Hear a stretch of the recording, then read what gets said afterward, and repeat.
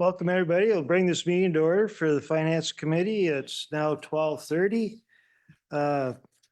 First on the agenda is approval of the agenda. Anything to add there? If not, go ahead. Resolved that the agenda for the February 4th, 2025 Finance Committee meeting be approved as presented. Mover and seconder, please. Latham and Hens. All in favor? Motion carries. And next, any disclosure of pecuniary interest or nature thereof? Seeing none, we have no delegations, so down to reports. Oops, sorry. Oh, adoption of minutes, I'm sorry. Go ahead. Resolved that the minutes of the Finance Committee meeting held on January 28th, 2025 be adopted. Any errors or omissions? If not, mover and seconder, please. Whitner and Jaguar. All in favor? Motion carries. Now we'll move down to reports, and I think Blaine wanted to start off, so go ahead. Thank you, Warden. Just through you to members of committee, just a couple of comments off the start. So as you would recall, we started our initial review of the draft business plan and budget last week. We'll continue that those initial presentations this week. And just a reminder to members of committee, comments or questions or additional information that members of committee or ourselves actually, because the staff are continuing to work on the plan notwithstanding the committee meetings, that additional information will be brought back to committee at our next Finance Committee meeting, which we can speak to at the conclusion of this meeting. But all of those items, questions, comments, concerns, requests for additional information, things like that, and again, things that we've caught ourselves that we'd like to bring to committee's attention, will be all compiled and brought forward to committee at our next meeting. So with that, Warden, I'll hand things back to you. Thank you. Thank you, Blaine. Any questions, concerns there? I don't think so. If not, turn it over to Jennifer. Floor is yours. Through you, Mr. Warden, to members of committee. So the next department that will be presenting today will be Andrea Laughlin from Emergency Measures. Go ahead, Andrea. Good afternoon. With the department budget, what we've done this year, we've sort of split it between emergency management and the fire school. So we will look at both somewhat separately. And then the last slide, you will see both departments joined as one under emergency measures. Next slide. So for the emergency management side of things, some of our 2024 successes, we actually had quite a successful and a big year. We were successful in the grant application for the Legacy Oil and Gas Wells Transfer Payment Program, which enabled us to provide training to over 650 personnel, including firefighters, senior officials, municipal staff across the county, St. Thomas, and neighboring municipalities through courses such as H2S Survive and H2S Awareness, as well as the Petroleum Emergencies and Crisis Communications workshops, which both saw excellent attendance from across Southern Ontario. We also were able to obtain 4 emergency response units, which were required to enhance the county's response capacity and fill gaps that were recognized in the 2022 winter storm, as well as new gas monitoring equipment for all fire stations in the county. Mapping of Elgin's legacy wells in conjunction with the engineering department, using the county's GIS software, and significant improvements were made to the EOC to better support the county and local municipal partners during emergencies. The successful application of the Community Emergency Preparedness Grant enabled the county to host the Severe Weather Workshop, as well was attended by industry professionals from across Ontario. We were able to create 7 unique one-pagers for Elgin County and its local municipal partners, create a 32-page county preparedness guide, create 8 videos and social media reels, all to enhance public education. The public engagement efforts reached over 1,500 residents across the county through events and presentations, and the acquisition of a comprehensive emergency management display booth was also included in that grant. Additionally, in 2024, we've onboarded our new emergency management program coordinator, conducted HIRA workshops for all the LMPs, coordinated Elgin County's 2024 solar eclipse response from an emergency management perspective, and provided a feedback report regarding the modernization of the Emergency Management and Civil Protections Act. So all of our successes reflect a strong commitment to preparedness, collaboration, and community resilience. Next slide, please. For 2025, we have 3 initiatives from the emergency management perspective. The first initiative is the implementation of an emergency management service agreement aligned with the strategic priority of collaborative engagement and communication. So this will ensure a coordinated and efficient emergency response across the county by streamlining resource sharing, enhancing communication, and improving disaster resilience across jurisdictions. The agreement reduces duplication of efforts and provides municipalities with access to specialized expertise and resources that may not be available locally. Success is measured through annual compliance with the Emergency Management and Civil Protections Act and positive feedback from local municipal partners, reflecting the effectiveness and value of this initiative. Next slide. Excuse me. The creation of a crisis communication plan is our next initiative for emergency management, aligned with the strategic priority of service excellence and efficiency, ensures timely, accurate, and coordinated communication during emergencies to protect public safety and maintain trust. This plan facilitates clear messaging, mitigates misinformation, and streamlines communication among government agencies, local municipal partners, emergency responders, stakeholders, and of course, the public. The success in this area will be measured by establishing clear roles and protocols and ensuring the effective use of communications channels.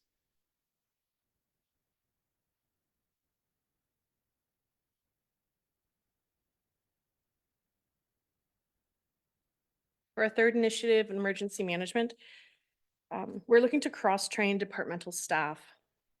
As you know, we do also operate the fire school. So being able to cross-train all of our staff within the department, it aligns with the strategic priority of organizational culture and workforce deployment or development, sorry. It enhances our operational capacity and ensures our continuity during emergencies. This initiative will improve overall resilience by enabling critical functions to continue without disruption during staff shortages, extended incidents, or high demand situations. Success of this particular initiative will be measured by the number of staff cross-trained across multiple roles and the certifications acquired. This will enable us to have better versatility and preparedness within our team. In order to successfully complete these initiatives with emergency management, several key resources will be required. Most importantly, interdepartmental collaboration with administration, finance, legal services, and the human resources departments, as well as the executive leadership team. Additionally, strong collaboration with local municipal partners and community stakeholders will also be essential.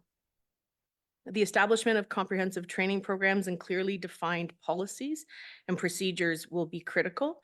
And lastly, access to provincial emergency management training programs will ensure that staff and stakeholders are equipped with the necessary skills and knowledge to support the plan's implementation. Next slide, please. You will note that the overall budget will see a decrease of over 18,000. Much of this is due to reallocation between the 2 streams that are within the department. So emergency management and then fire school separately. Did you have any questions before I move on to the fire school side of? Thank you, Jennifer. Councillor Sloan. Thank you, Warden, through you. You talk about a customer satisfaction survey. How many customers do you consider how many customers do we have?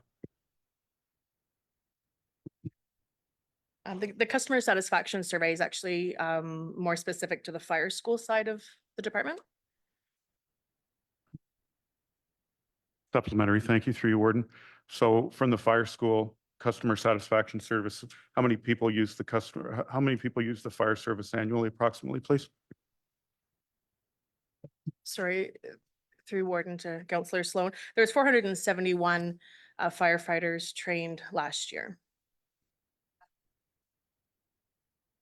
And that would be across all of Elgin County's lower tiers and as well as Middlesex and many other, many other municipalities across the province. Great, thank you. And just on that, so we're going to ask them if they're satisfied or the 400 and certain number of people. What's the follow-up for if they're not satisfied, please? Through you, Warden.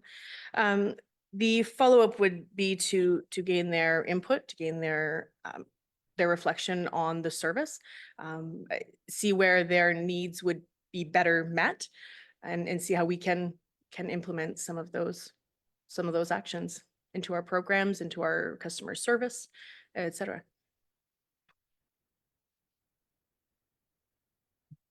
Any other questions for, go ahead, Councillor. Thank you.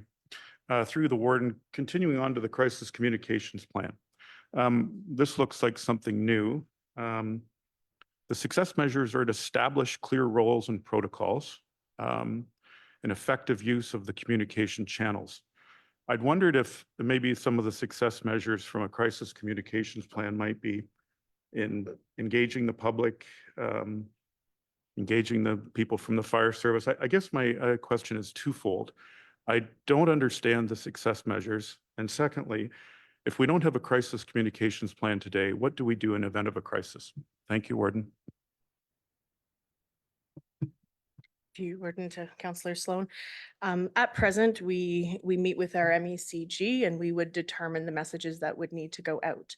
With the crisis communication plan in place, though some of those discussions will have already been taken place.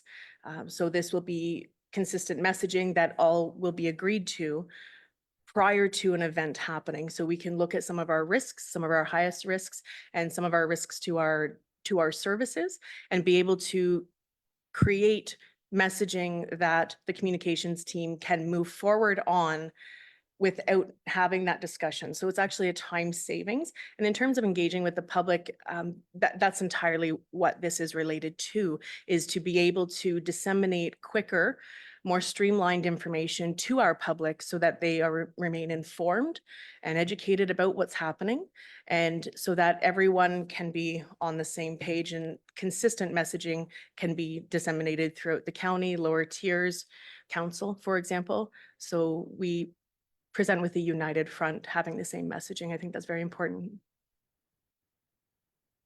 And just lastly, supplementary, is there an example of a time where we didn't react, as you say, in the appropriate amount of time? And I'd like to know what the outcome was, or what the challenges, or what happened through that when we didn't act as quickly as we could have under the proposal of a new plan, please. Through the Warden to Councillor Sloan, in the time that I've been here, which is a relatively short 2 years, I can't think of a time that we haven't acted in a timely fashion. However, that said, the only time we've activated our EOC is for a planned solar eclipse. In the event that we have emergency that we need to respond to, it would be better to have the plan in place ahead of time, to make sure that we are ready and we're not scrambling in that moment so that we don't fail. Lastly, I'm just looking here with respect to FTEs on the one sheet. You're looking at, I see one that says 2 for 2025, 1.6 for 2024 is 2. So we're going down by a 0.4. Is that correct?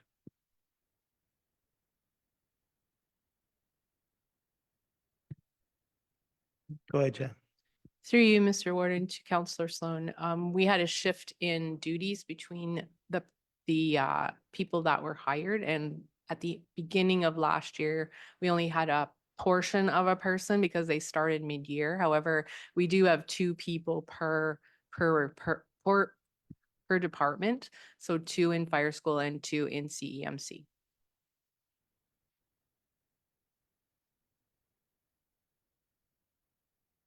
And Councillor Jiguer, go ahead. Thank you, thank you, Mr. Warden. So I know this combines the emergency services and fire school. So can you go over that again? Because I think what I'm seeing is the total for 2024 is 4.1 FTEs, and we're moving to 3.5. That's how I read it. So that's why I just wanted to clarify.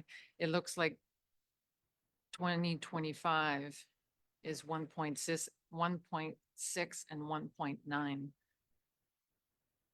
To clarify for Counselor Jiguer, we did have, those numbers are reversed by accident. They should be the opposite. So 3.5 was in 2024 and 4 in 2025. So we had the hiring of staff in 2024.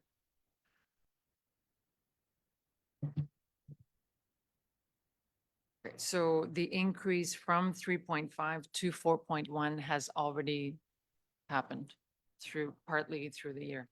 Okay. Any further questions for Andrea? If not, thank you, Andrea. Oh, sorry, I'm sorry, fire school, yes. Not a problem. So we'll move on to the fire school side of the department.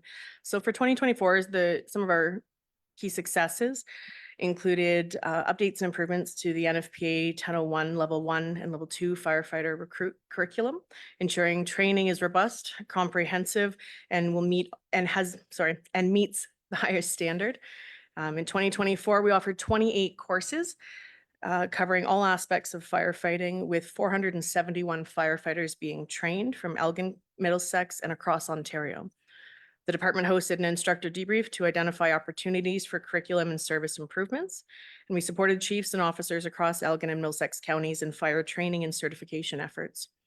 Additionally, we onboarded a new full-time fire training coordinator, which marks an important step forward in enhancing the department's capacity and service delivery. Next slide, please. So again, for the fire school, we are looking at 3 targeted initiatives for 2025. Initiative 1 would be increasing the fire school's online presence through website development and social media marketing, which aligns with the strategic priority of service excellence and efficiency. This initiative aims to enhance public awareness, engagement, and accessibility to vital information and services, while also attracting business and contributing to economic growth. Success will be measured through website and social media engagement metrics, as well as increased inquiries and enrollment, reflecting the effectiveness of the enhanced online presence. Initiative number 2, launching the online Elgin Middlesex Regional Fire School store aligns with the strategic priority of service excellence and efficiency by meeting customer demand and generating additional funding to support opportunities, training programs, and equipment upgrades. This initiative ensures long-term sustainability and growth for the school while enhancing the fire school's visibility, promoting its brand, and fostering a sense of community and pride among the stakeholders. And the success for this will be measured by increased revenue and the number of transactions reflecting the store's impact and effectiveness. And lastly, our third initiative for 2025, implementing customer service satisfaction surveys for fire service personnel, aligns with the strategic priority of service excellence and efficiency. These surveys will assess overall satisfaction, gather valuable feedback, and identify areas for improvement in training programs, facilities, and service delivery. By ensuring the school meets the evolving needs and expectations of fire service personnel, this initiative enhances the quality of education and support provided while fostering stronger relationships with our stakeholders. And our success in this area will be measured by overall satisfaction scores and the quality and relevance of the feedback that we receive. To successfully achieve these initiatives will also require resources and, again, mostly our interdepartmental collaboration with administration, finance, information technology, legal services departments. Additionally, strong collaboration with municipal fire services and municipal LMPs across the county and Middlesex counties is essential to ensure alignment, effective implementation, and shared success in achieving the initiative's goals. The overview for the budget for 2025, we will see a decrease of $600. And again, these changes are mostly as a result of the reallocation of funds between emergency management and the fire school. Last slide. And on this slide, you will see the emergency measures department overall budget, including both emergency management and the fire school. And I'm happy to answer any questions anyone might have. Thank you, Andrea. Any questions? Counselor Jiguer, go ahead. Thank you, Mr. Warden. So just to make sure I understand correctly, just if I just look at the revenue line, it looks like a huge drop in total, and particularly for emergency services. So there was 324. So is that the grant? Because it also shows a total expenses actuals for 2024 quite high at 367. So can you clarify that just to be sure? See the word to Councillor Jiguer. Yeah, you're absolutely correct. That would be the grant. So we were awarded the Legacy Wells grant, which was for 280,000, as well as the Community Emergency Preparedness Grant for 50,000.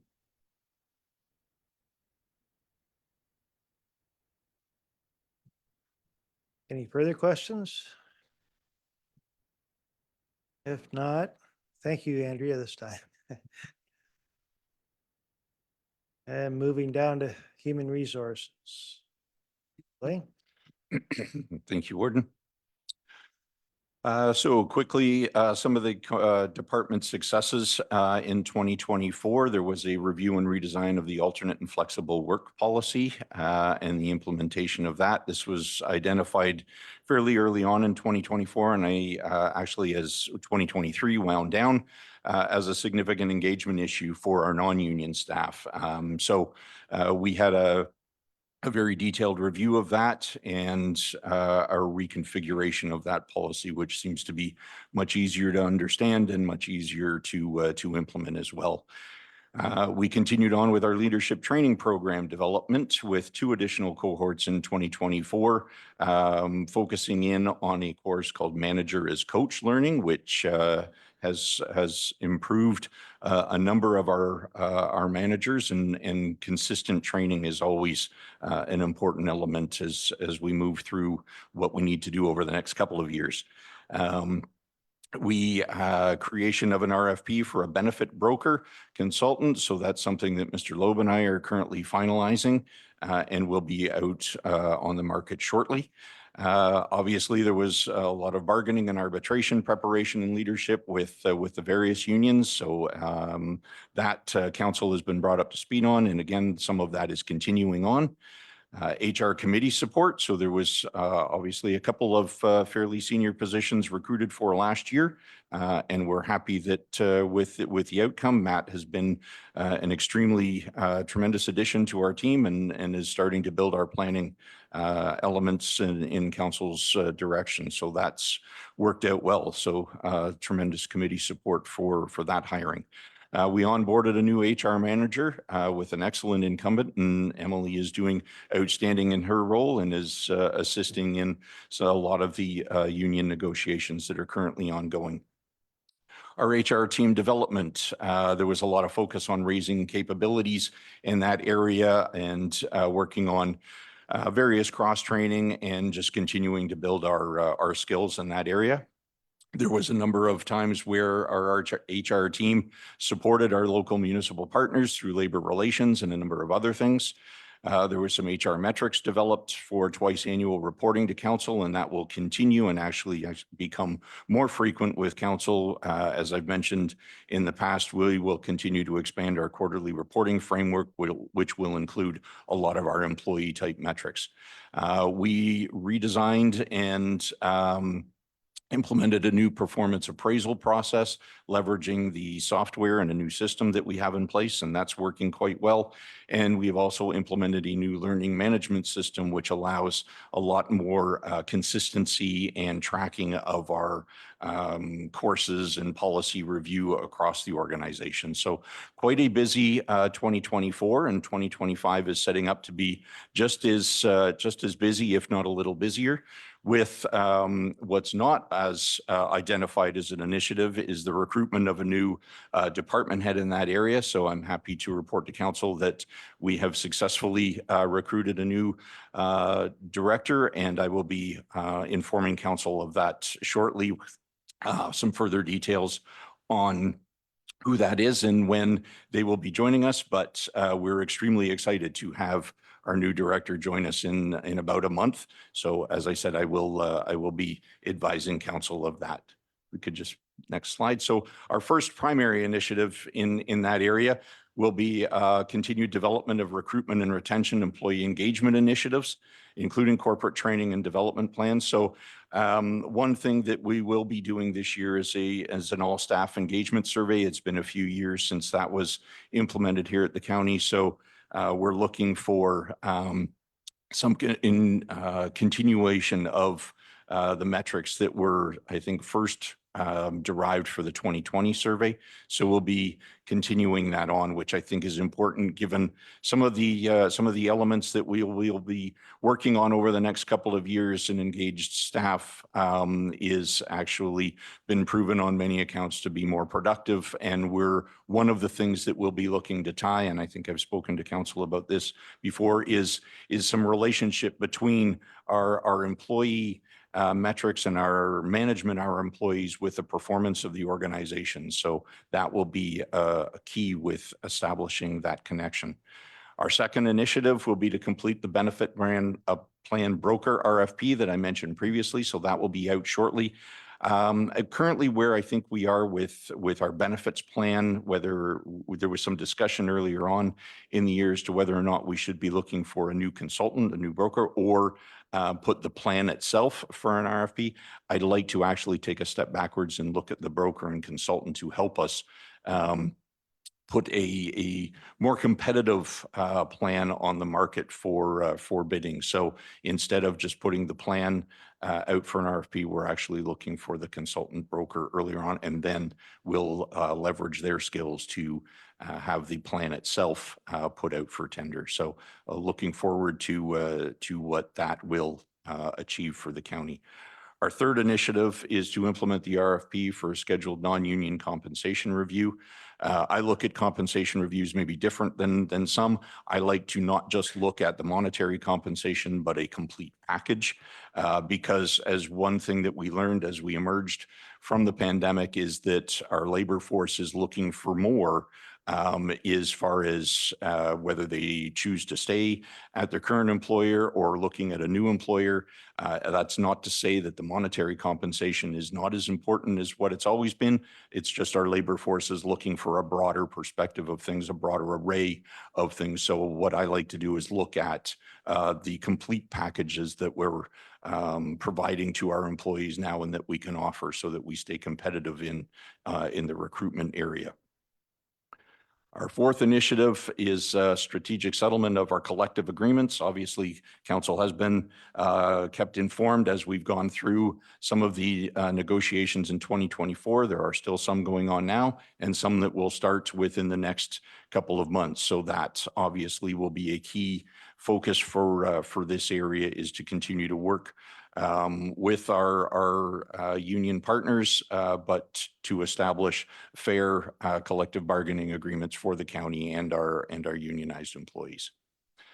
Our fifth primary initiative is continuing to expand our quarterly reporting to county council on our developed HR metrics. So we will be able to leverage our new system to gain a lot of that data. So that will form a large part of those quarterly reports to council as we continue to build those throughout 2025.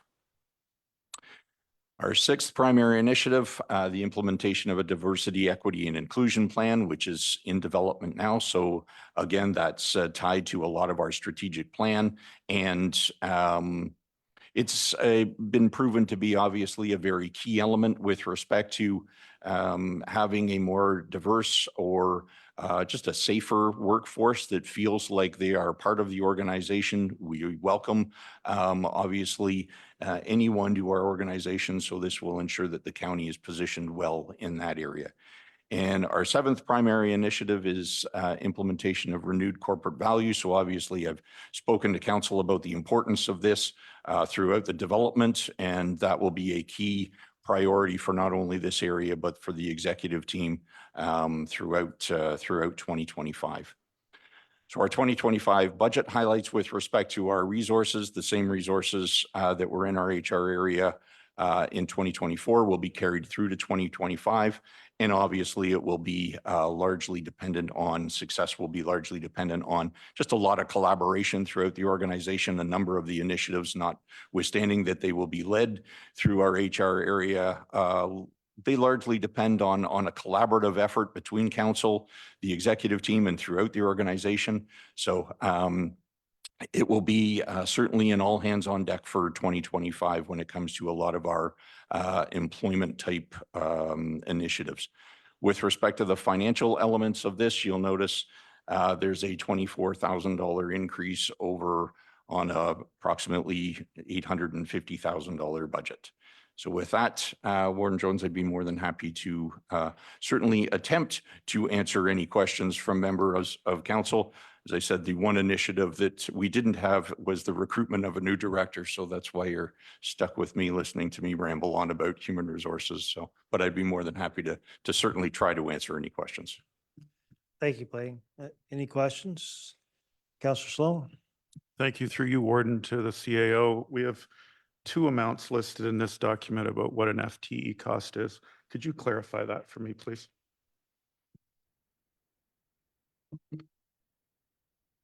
Through you, Warden, to Councillor Sloan, I'm going to have to ask you for a little more detail. Where particular? No, I'm actually just asking what an FTE per is. We've got 6 that have been suggested to add to the budget. And I just want to know what you through HR says a cost to Elgin County is for one FTE, please. So the cost per FTE for our HR area? Specific to any, an FTE, when you're adding an FTE to the budget, you have a couple of places where you've added a cost to it. So I'm asking you, what do you think the cost is per a new hire or an FTE at Elgin County? Thank you, through Warden. Thank you, Councillor Sloan. I appreciate the additional information. That would largely depend on the level of the position that we're looking to hire. Obviously, there are a number of components that are factored in, their salary, their I'll call them miscellaneous costs that come with employees, whether it's training or initial setup. There's also the benefits. So it would be largely dependent, I think, on the position, but I could certainly provide council. I could take that away and provide council with a range that might help depending on the level that we're looking at. Supplementary. It says in one place 115 and another place 120.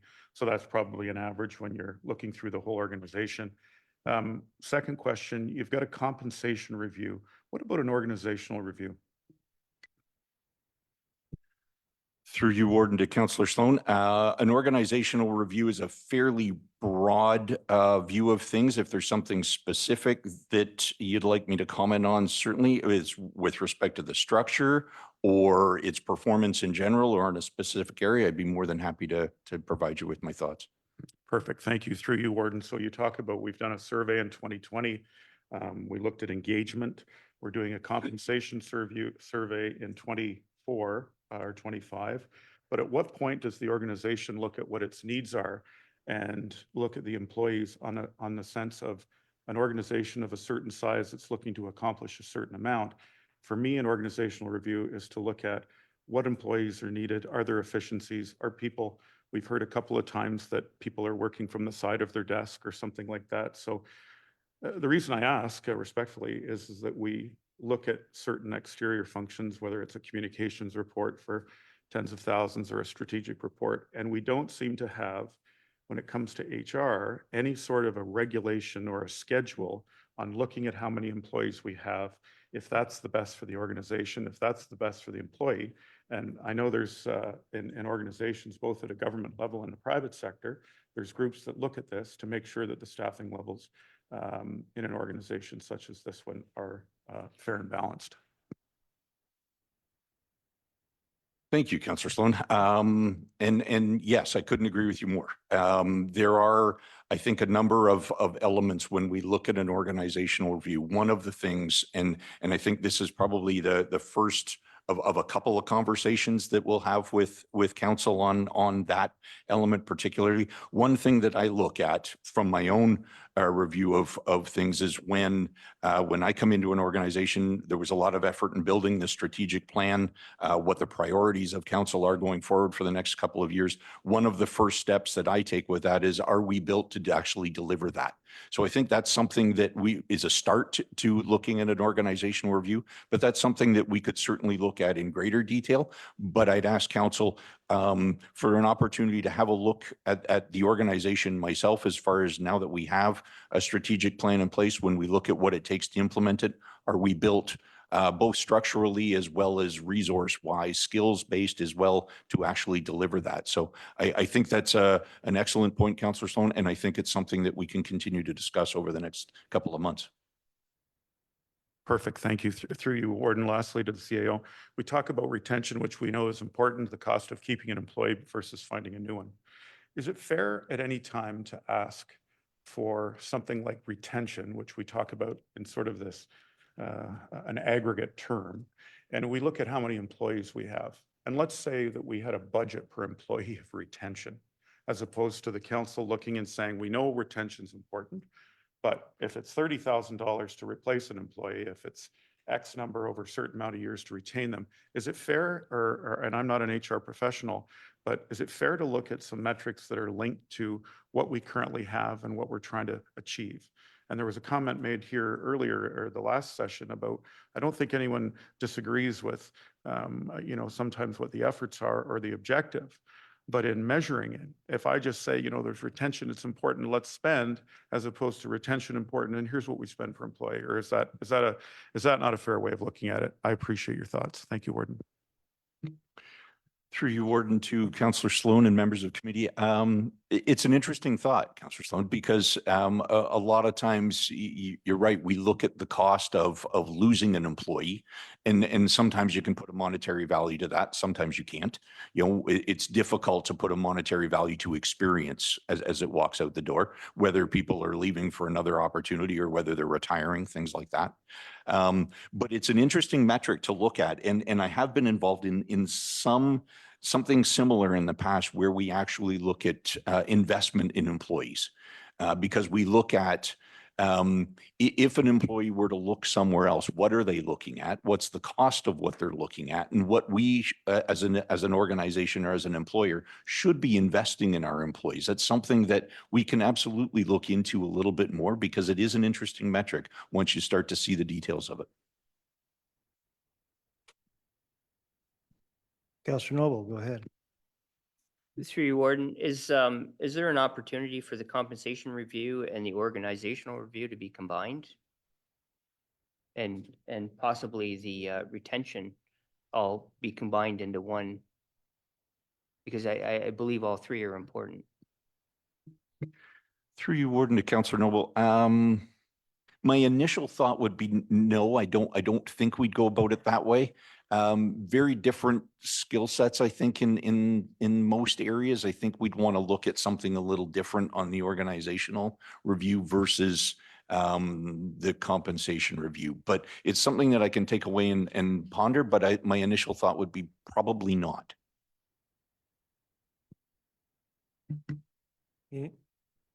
Go ahead. Through you, Warden, and then I just wanted to note that, like, the actual numbers from wages and benefits is 606,000 for last year, and this year the proposed is 774. So that's about that. Well, it's just $168,000. So I think it's important to kind of visualize that and know what where our savings came from, and have that highlighted for 2024. Thank you, Warden. Through you to Councillor Noble. Yeah, the 2024 actuals, I haven't dug in any great deal of detail, but I could assume that would be primarily from vacancies when we were running a position down. So that would be why we were what would look to be fairly significantly underspent with our wages and benefits. It would be because of a vacancy in a position that we ran for some time, where our budget for this year would be reflective more of the budget and not of the actuals.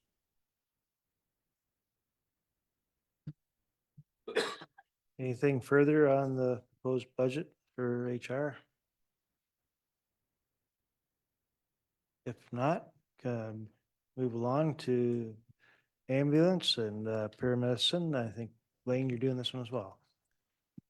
Thank you, Warden Jones. So in our ambulance and community paramedicine, this is a little bit shorter of a presentation. Obviously, our key department successes we had just over 13,000 calls for service, almost 10,000 patients transported, and 336 community paramedicine clients served on almost 2,500 total visits. So obviously our paramedics unfortunately stay busy, but our paramedicine program is proving to be very successful, I think, with respect to the service that it provides the county, and considering that it's 100% provincially funded, that's even better. So some of the things that will continue on is into 2025, and I'd just like to make note that we do have a new paramedic chief. She came on board a few months ago, and Lindsay and I have started meeting regularly on a monthly basis. And one of the things that her and I have talked about is integrating their service considerably more into the county fray and the reporting that council will see as well. So it's something that I think is keenly important that council sees the details of all the services provided, notwithstanding this be one of the larger contracted services that we have for the county. It's still essentially a department of the county, and it's important, in my view, that county and the public see a lot more details with respect to how well they're performing. So Lindsay and I have started to look at the metrics that they have in place that they want to, and what would be important for council and the community can see. So that is one thing that will be coming forward over the coming few months, is more frequent reporting and more detailed reporting from our paramedics program. So one of the initiatives is for plan for contracted increase and replacement of damaged vehicles.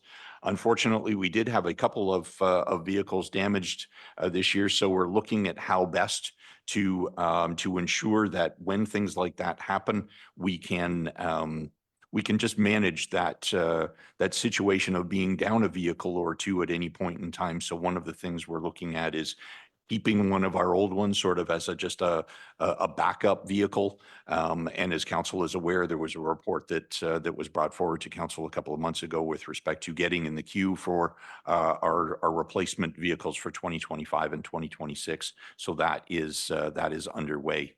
Our resources needed. You'll note that that's basically a third of a position. I think part of me goes towards overseeing this, and I think that's how it's accounted for as far as FTEs. And just I know there's been a couple of questions with respect to FTEs. Something that Ms. Ford and I have discussed over the last few days is bringing forward a more detailed schedule of FTEs for council's information. That's what I'm used to in the world that I come from, is that one of the schedules in our business plan would be tracking of FTEs. So we'll provide sort of more of a comprehensive outline of that for council's information in our next meeting. So as I mentioned, we are thinking about delaying the sale of one of our replacement ambulances in 25 to delay the rotation by 1 year on one vehicle in case of that emergencies. As I've said, we had a couple of unfortunate instances this year where we've had some vehicles damaged. So there is a temporary increase in capital of that 173,000 in anticipation of prepayment on replacement vehicles for 25 and 26 to replace those damaged vehicles. There's ongoing additional capital of 50,000 for increased costs of equipment within ambulances, power lifts and stair chairs and things like that. And then a CPI increase as per the contracted obligations with our service provider. So essentially, that's the largest part of the financial changes that you see, but on a budget that's just shy of 5 million, we're seeing about a $90,000 increase to it. So with that, Warden, I'd be more than happy to again try to answer any questions, and if I can't, then I can certainly reach out to Lindsay and her team to provide council with any further details if required. Thanks, Blaine. It's obviously, when you have a write-off of a new vehicle, it hurts. Questions for that budget? Counselor Sloan? Thank you. Through you, Warden. So I'm just looking here, Blaine. So you've got the $5 million total operating and capital. So for 2024 in the final budget that's on the website, it says 4.9. Okay. So 4.9 plus 10,000 is 5 million, which is the total operating that we're putting through for 2025. But it says we're up $90,000 in budget change from last year. So it was 4.3 in 2023. We went up 600,000 to 4.9. And now we're going up what it looks to be. I don't see how the 90, if it's just an error from last year, I don't see how where the extra 80,000 is. Can you see what I'm looking at? So on the 2024 public budget document, okay, so it says budget summary. This has been the release document. It's got everybody's picture on it. And it says here, the ambulance 2024 budget was $4.9 million, up 567,000. So for 2025, we're told that the budget is $5 million, but that's only $9,000 different than 2024. So I just don't understand how the 80 is accounted for. The document, the 2024 budget is the final one that was released. It's on our website.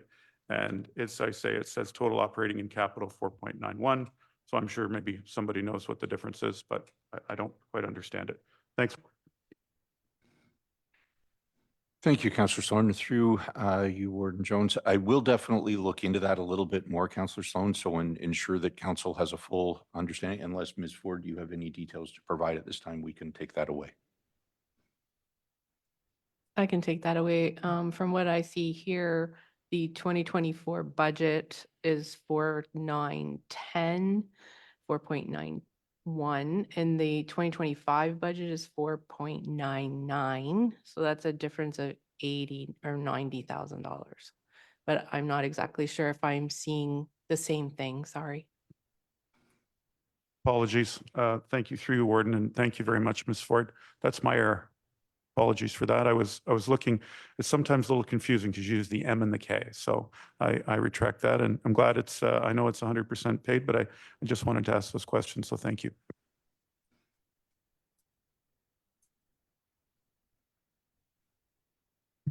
Counselor Whitner, sorry, your picture's really small right now. I can't see it. That's okay. Oh, Just have a question about the ambulances. I know we had one written off. And now I'm hearing we have another one that's down. Is it a write-off too? And how does our insurance company, do we not have full replacement cost on these things? Thank you. Through you, Mr. Warden, to Councillor Widner. We did receive money for the ambulance that was written off. We did not get full price because we did have some depreciation on that item. However, we did get most of it. So we do have to use that to complete the write-off of the existing one, and then we put in money for the new one. The one that's down right now is just an accident. It will be repaired. It's not completely written off, so it will be able to be repaired. We do have a few ambulances that they use for switch out of staffing, so they're using those. Plus, I think Lindsay has made a plan for temporary plan to be able to manage those outages. So we are trying to work with them in order to get them some additional vehicles in order to have those sort of sitting aside. Some of the ones that aren't of the higher kilometers that would be normally rotated out, we'll just hold them back and then be able to have something available for accidents. It seems to be occurring there's deer strikes, et cetera. So we need to do that. As we live in the rural community, we do have those types of issues. So. Counselor Sloan? Or Noble, sorry. I see Through you, you, Ward. see Sloan and you.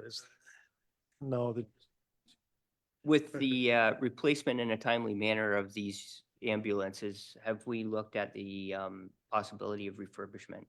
Because I know years ago, there used to be companies that would refurbish them and basically make them almost brand new. And with the cost increasing the way it is and then like we've had 2 recent accidents that have taken 2 out. I'm just wondering if that should be something we look at for a couple of these older ones, especially when the value of selling them when we're done with them is fairly low. Through you, Mr. Warden, to Counselor Noble. We did look at the potential to refurbish the one that was written off, but unfortunately the insurance company would not allow it because the frame was bent or something. So we weren't allowed to do that due to safety and the fact that the power stretcher could not be fit properly into that existing vehicle. So that one was written off. It wasn't possible. As far as refurbishment goes, there is sometimes benefit to, you would have to still replace that vehicle while it's down being refurbished. So it's possible that we could do something, but I know that Mike has looked into that and it hasn't been value added for us.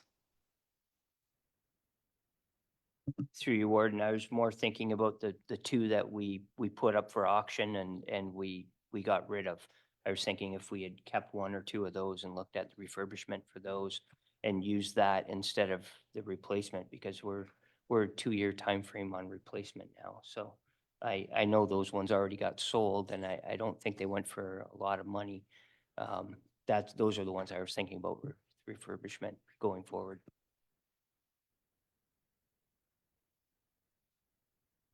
I guess a comment would be, I know hindsight being what it is, if we'd kept the last one, we'd be in a lot better position just for a backup. But whether that's cost effective or not, I don't know, but the stretchers come into play as well. Councillor Cookit, go ahead. Thank you, Mr. Warden. Just a general question, I guess, in terms of revenue. We're looking at revenue for 24 at 11 million something, and the actual is at 9.2. Most of that may be the result that figure for actuals is only up to December the 18th. So maybe $2 million is going to be recouped. In actuality, I don't know, but it does make a lot of difference when you look at the bottom in terms of budget and actuals of over $200,000, an increase in the actual expenses. Is there an explanation for the $2 million? I guess it's a simple question. Through you, Warden Jones, to Counselor Cookit. These are, as we said, they're not finalized, so we have to do accruals. There's some items that we would not have knowledge of whether we're getting those funds. We had some billing that was still outstanding to the city of St. Thomas. And these numbers also include our community paramedicine numbers. So we would accrue those, even though we would have received the funding, we have to accrue those out because if we don't spend it, that would be owing back to the province because it is 100% funded. So they have been holding back because we haven't been meeting the full year target. And so last year, we accrued the money, we're spending that this year. And so they true us up every other year. As we go, we have to submit our year end and then they will true us up as far as what our spending is. So it's an ongoing kind of, conversation that we're having with the ministry. And as you know, the ministry is always a year behind. So when we do have that overage, we will have to probably accrue that and then wait for that money to come in. So it's always sort of that 1 year behind schedule. Just to add to that, so you're not anticipating any great surprise in terms of expenses and a lack of reduction in revenue this year as well. So the $2 million you're kind of saying is there somewhere. Right. Okay, anything further? Not, we'll move down to administrative services. Catherine. Thank you, Mr. Warden. Through you to the committee. First, I will be delivering the budget for Warden, Council, and Agriculture. And just to clarify, Agriculture is the services that the county contracts out to the Kettle Creek Conservation Authority for tree commissioner and weed inspector services. So first, key department successes, obviously, all of the initiatives that staff undertake are on the behalf of council. So I didn't want this successes to be 15 pages long with everything that was done at the county in 2024.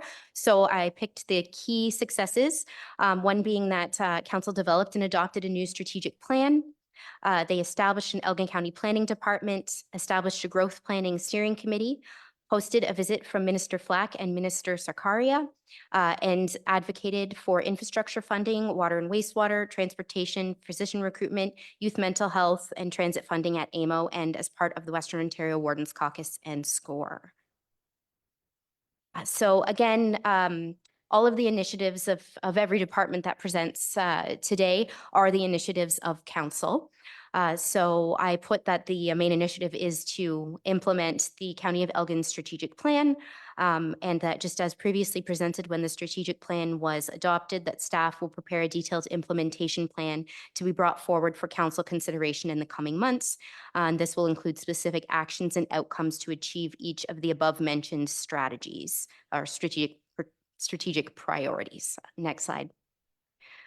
So for this is just a list of the changes to the budget for First Warden. So there is a 2.7 thousand wage placeholder in there, and also a $600 increase for the election reception budget to account for the inflationary costs of food. Under council, there is an 8,000 wage placeholder and 13,000 in additional development to account for increased conference attendance. And then there is a $30,000 SCORE membership in here. It was previously in corporate services, so this isn't an increase. This is just a move. This was in the corporate services budget, but staff thought that it would be better in the council budget as it is something that council needs to consider each year as they are a member of SCORE. So moving on to agriculture, again, this budget relates to the tree commissioner and weed inspector services purchased from Kettle Creek Conservation Authority. There is a suggested $1,000 increase in purchase services for vehicle repair, maintenance, and fuel. And then additionally, there is a $40,000 increase for the Elgin Clean Water Initiative funding. This funding is something that is already in our budget. It was in the planning budget, but staff thought that it would make more sense to move it into the agricultural budget as it is related to conservation and is also something that the Kettle Creek Conservation Authority delivers on our behalf. So moving forward to the warden's proposed budget, there is a $3.3 thousand increase proposed, and that is for the mentioned wages and benefits increase, and then the increase in the election expense, reception expense. Then moving on to council, there is a $51,000 increase, and that is based on the increased wage placeholder, the $30,000 SCORE membership, which has been moved from corporate services. So corporate services will be down that $30,000. And then the proposed increase in development for convention attendance.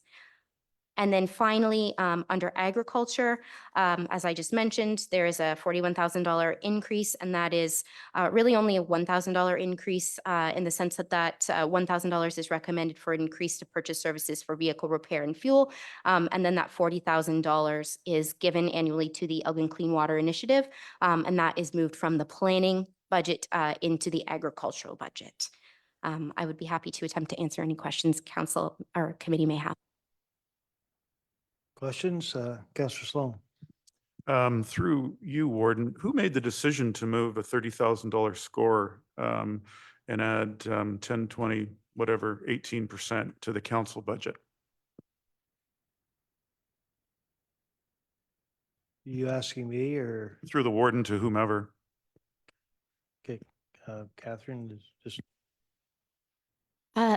Thank you, Mr. Warden. Through you to Councillor Sloan, this is just a suggestion. This is already a membership that council is a part of. If this is not something council wants to move from the corporate services budget, I'm sure that staff can entertain keeping it in the corporate services budget. Thank you. I would like that entertained. Secondly, when it comes to Kettle Creek, again, it's been moved, the $20,000 for the water initiative. Last year, we went through some lists, and there's a list at the end of this page of groups and organizations which we promote. It says it was in planning. Can I get an understanding, please, of how that program versus other organizations that we help or we support, be it SCORE or there's countless others. I'm not quite sure of why that was moved. If I could just have clarification through the warden. Thank you. Through you, Mr. Warden, to Counselor Sloan. This program has been in planning for quite a while. It's not administered by planning. It's actually administered by Kettle Creek. So they are under the agricultural department. So we felt it fit there better just because it's more in line with the actual use of that department and what it delivers for the county residents. Supplementary. How long have we been doing it? This plan, I know there was a person presented the other day and I was attending virtually. And again, it would have been with planning because, I mean, if it was a lower tier, it's probably something to be paid for with development fees. But this 40,000 is in addition to what we pay to Kettle Creek. And I just was curious a little bit about what the background is, how long we've been doing it. Is it an ongoing continuous at that rate? And just some clarification, please, through the warden to Ms. Ford or whomever. Thank you. Through you, Mr. Warden, to Counselor Sloan, I can certainly start that conversation. It's been in the budget as far back as when Steve Evans, the original planner, was at the county. It's at least 10 years that it's been ongoing. And it's been 40,000 every year since the beginning of that. So it was approved by council at that time to be put into the budget as a line item. So we've been tracking it as a line item in the planning department for that purpose. Councillor Gier, go ahead. Thank you, Mr. Warden. So the issue of SCORE to me actually brings up a different question. I guess there are two ways to categorize them. So either all the subscriptions that benefit council and staff. At that point, I would like to know, because I wasn't able to find them quickly, which associations do we subscribe? Not the professional associations, but I'm thinking AMO, Roma, FCM, WOWC, so the Western Caucus.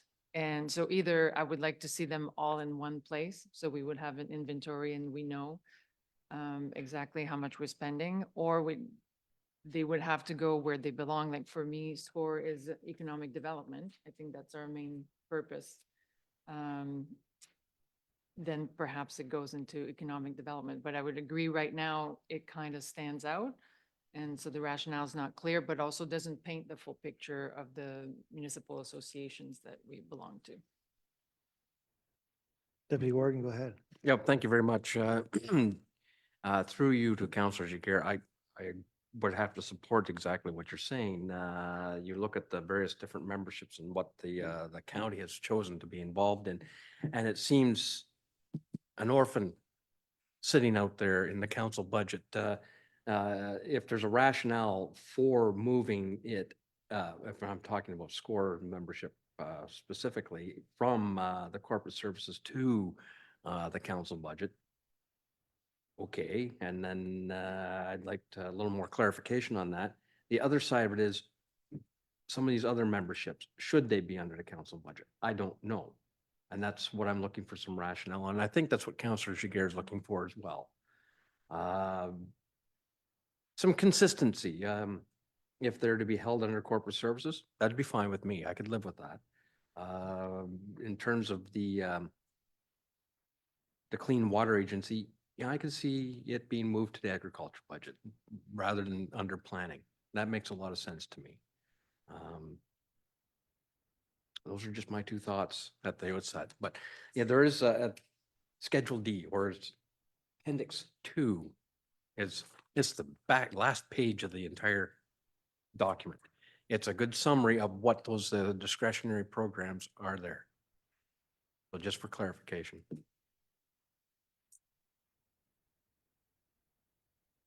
Councillor Noble, go ahead. Through you, Warden, I didn't see where the corporate services had a decrease by 30,000 either. So I'm just not too sure about that one. Where is it?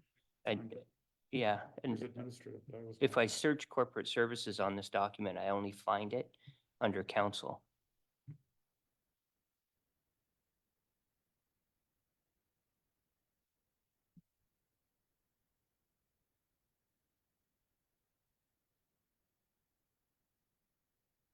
Through you, Warden, but if you search this document, just punch in corporate services, the only spot that it comes up through my search engine is actually on council budget.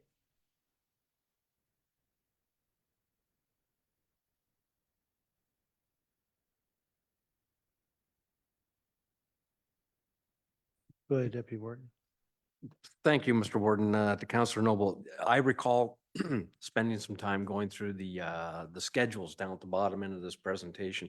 And under corporate services, you see where score has been identified, and then all of a sudden it drops off within the 10-year plan.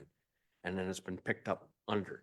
So it may be not specifically referenced under the high level presentation for corporate services, but I think under the schedules it does.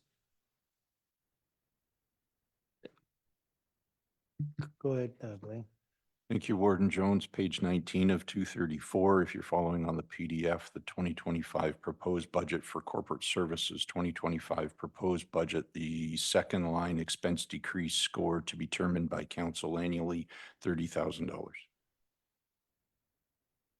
If you're following along on the PDF document, page 19 of 34, or under the very first section that we analyze, which is classified as corporate departments, when you get to the, after the discussion that we had on debt financing for Terrace Lodge, you'll get to 2025 budget highlights growth reserve, 2025 budget highlights other, 2025 proposed budget, subheading corporate services, 2025 proposed budget. Second line identified expense decreased.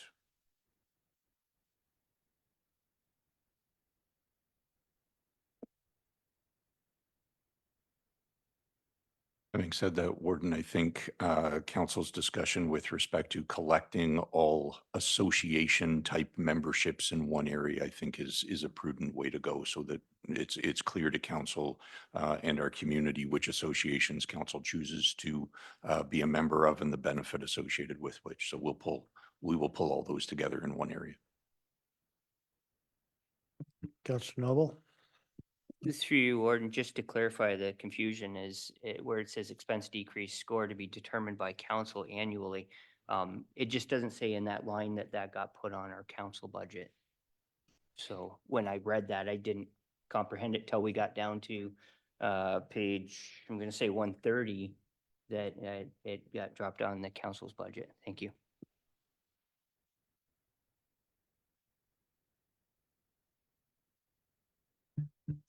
Jennifer, go ahead. Through you, Mr. Warden, I believe that in Appendix D as well, it's also listed on there, and it does indicate under which department it is shown.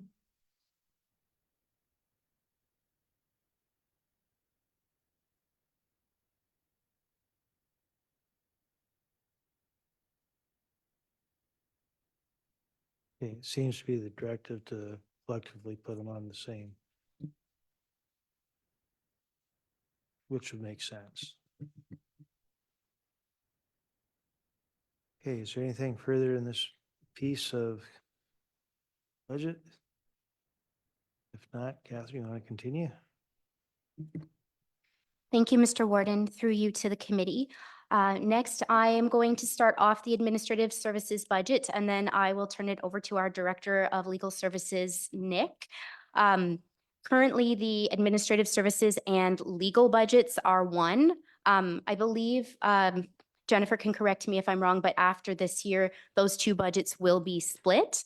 But right now, all of the staffing and revenues and costs for both those departments are considered as one. So I will first talk about the Administrative Services Department section, which includes council and committee support, records management, and communications under there. So one of the major successes of our department is our main reason for being is to support council and committees. So we continue to streamline our agenda processes using our eScribe software. We produced 102 agendas in 2024 for council, committees, and executive leadership meetings. Secondly, we did work very closely with Community and Cultural Services to launch the new Elgin County website. Another thing is that a lot of our successes in communications are shared with other departments. For example, when emergency management mentions that they, created 7 new one-pagers and, a 100-page emergency management document, and those are all designed by communications. So communications, corporate communications function covers all functions at the county aside from cultural services, which does much of their communications within their department. But all other departments, including council and committees, use the corporate communications function.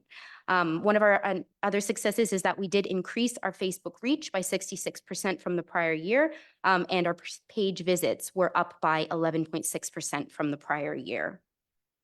So moving on to our first initiative is to develop a customer service policy. So this is under the strategic priority of service excellence and efficiency. And the success measures would be firstly the completion of a corporate-wide customer service policy that has been developed in consultation with all of our service areas, and that can be used as a standard across the corporation. And then secondly, after that strategy or policy has been implemented and put in place, a customer engagement survey will be conducted to measure the success based on the components of that policy. So are we meeting our goals in that policy? Moving on. So the next is to utilize the task feature within eScribe to further streamline council follow-up process. So after every council meeting, there's a follow-up process in which the staff and administrative services go through all the action items that come out of the council meeting, and we divvy those up for who needs to do them and which department needs to follow up. Is there a follow-up report coming from engineering, that sort of thing?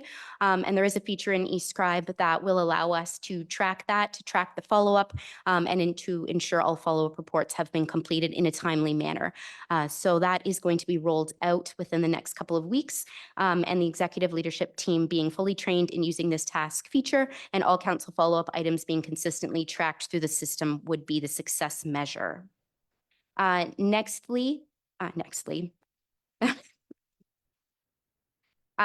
is to launch a public engagement survey to understand preferred communications methods by the public. And so this is under the strategic priority of collaborative engagement in communications. We do lots of communications through digital formats. Sometimes we use print, but what we want to do is we want to survey our public to see how do you prefer to receive communications information from us. We will use a mixture of digital surveys as well as physical surveys in locations across the county to try to garner, hopefully, at least 500 responses to provide us with clarity as to how members of the public and stakeholder groups would like to receive their information from the county. Would they prefer online? Are there people who would rather a print newsletter? Do they want an ad in the newspaper? That sort of thing. So it's important for us to take some time to understand how our public wants to be engaged. How do they want to provide us with feedback, and how do they want to hear what we are doing? The next is to develop a communication strategy. This is under collaborative engagement in communications. And the success measure would be a completed communication strategy that details the methods and tools that the county will use to reach its target audiences, key messaging, and goals for how success will be measured. It's important for us to take a step back and look at everything that we're doing communications-wise, everything that we want to do, and to evaluate the successes and the effectiveness of the strategies that we're currently employing and what we need to do to get better, to reach more people, and to provide the information that our public wants to receive. The next initiative is to increase our utilization of our existing engagement tools to increase engagement metrics across our online platforms. So we have our website, we have Facebook, we use LinkedIn, and we also have an Engage Elgin engagement website. So this is under collaborative engagement and communications. And success will be measured by the number of visits to our website, to our engagement website, the number of people registered to receive updates through our project website, Engage Elgin, our followers and engagements on Facebook, so likes, comments, shares, tags, and then on both our Facebook and our LinkedIn pages. The next initiative is linked to that previous one as well. It's to create individualized communication and engagement plans for all of our major projects. So for example, if, there's a road construction happening, our communication staff need to sit down with, say, the engineering department and have a fulsome discussion about who are the stakeholders, the public, residents, that sort of thing. How will we be reaching these people? And what tools are we using, and sort of have a little plan for each of these projects to ensure that we're engaging our public on everything that we do at the county and making sure that they have input and that they also know about what's going on. So again, our success measures will be, the number of social media posts, website updates, engagement, project update, website project updates, our press releases related to each service area and project, and the number of responses we receive to our engagement. So if we do a survey or a poll, people who attend our open houses, comment on our posts, send us feedback. And then, of course, the number of visits to our county website, our engagement website, the number of people, again, who are registered to receive these project updates through our Engage Elgin website, and the number of followers on our Facebook, number of engagements on our Facebook and LinkedIn. And then another initiative is to increase internal communications efforts through the use of our county intranet, which is intranet.elgincounty.ca. Which is for staff and counselors. It's under the organizational culture and workforce development and collaborative engagement, and also under collaborative engagement and communications. So our success measures would be greater awareness among our staff and council regarding our intranet and the information that's available on it, increased visits to our Elgin County intranet, and an increased usage of our intranet as a centralized point for locating updated policies, procedures, meeting dates, and corporate initiatives. And then finally, providing opportunities for career growth and development for administrative services staff. This is under the organizational culture and workforce development strategic priority. Each member of the administrative services department has had the opportunity to participate in the success measure will be that each member of the administrative services department will have the opportunity to participate in one professional development initiative in 2025, whether it be a conference, workshop, or professional development course that is related to their employment at Elgin County. So a list of resources needed to successfully complete this plan is an additional FTE for a communications and engagement coordinator at $68.4 thousand, a communications plan at the upset limit of $30,000, and additional development funds of $1,500. And if you look to this chart is a chart of a bit of a breakdown of what the combined budget of legal and administrative services is. And then the other two columns are what will go to legal and what will remain in administrative services. So as you see, most of the revenue is generated by the legal services. And then there's the breakdown of the wages and benefits, expenses and operating. So the increases recommended for the administrative services portion of the budget are the additional FTE, as well as the communications strategy, and then the additional 1,500 for increased development. And that is the administrative services portion of this presentation. And if the committee would like to ask me questions before we move on to Nick, or if they want to move on to Nick, it's up to what the committee would like to do. Any questions for Catherine at this time? Councillor Sloan? Thank you. So we have a communications person. I don't know what that role looks like. We're asking for $100,000 for a strategy and a new FTE. I realize that sometimes some might think that bigger government is better government, but it seems occasionally like we're a solution looking for a problem. We have gone over the metrics about how we're extending our reach.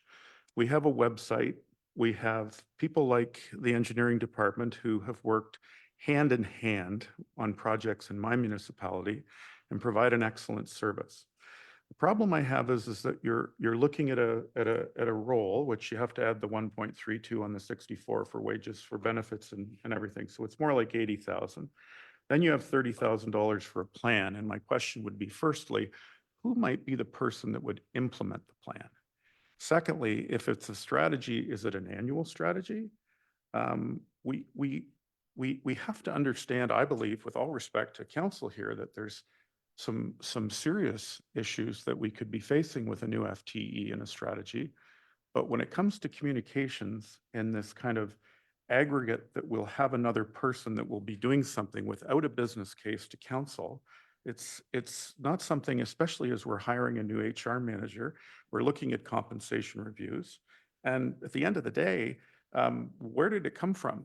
It didn't come from this council to say, you know, one of the things we try things, the council communicates with people, the council does town halls, the council, Ms. Ford in the last budget went, I think the number she mentioned was already having 480 people or 500 people that replied.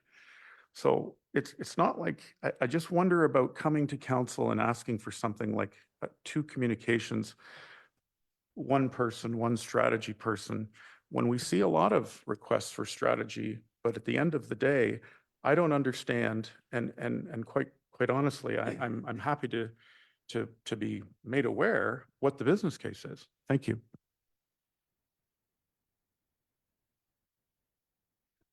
As just sort of a bit of a summary, currently we do have one full-time communications and engagement coordinator. And based on, I would say a bit of conservative estimates, there is approximately 48 hours worth of work that this individual needs to do in a week, which means that sometimes things don't get done and they get moved into the next week, which is we prioritize. That's how we do it. But based on some of the initiatives coming out of our strategic plan, it looks as if we will probably have an additional 20 hours of work a week. So there'll be approximately 65 to 67 hours of work a week. So that's the one thing she's only one person. We do have an amazing communication staff, but we will need to prioritize what some of our strategies are and what we want to do going forward in the communications role if we don't have that additional support. Thank you, Warden Jones, through you to members of council.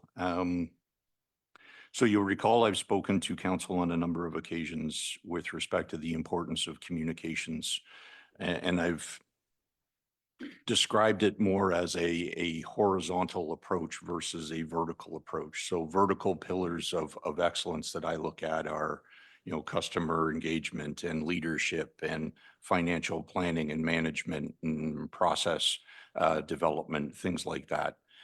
Where I've discussed communications with council is that I look at as more horizontal, similar to technology.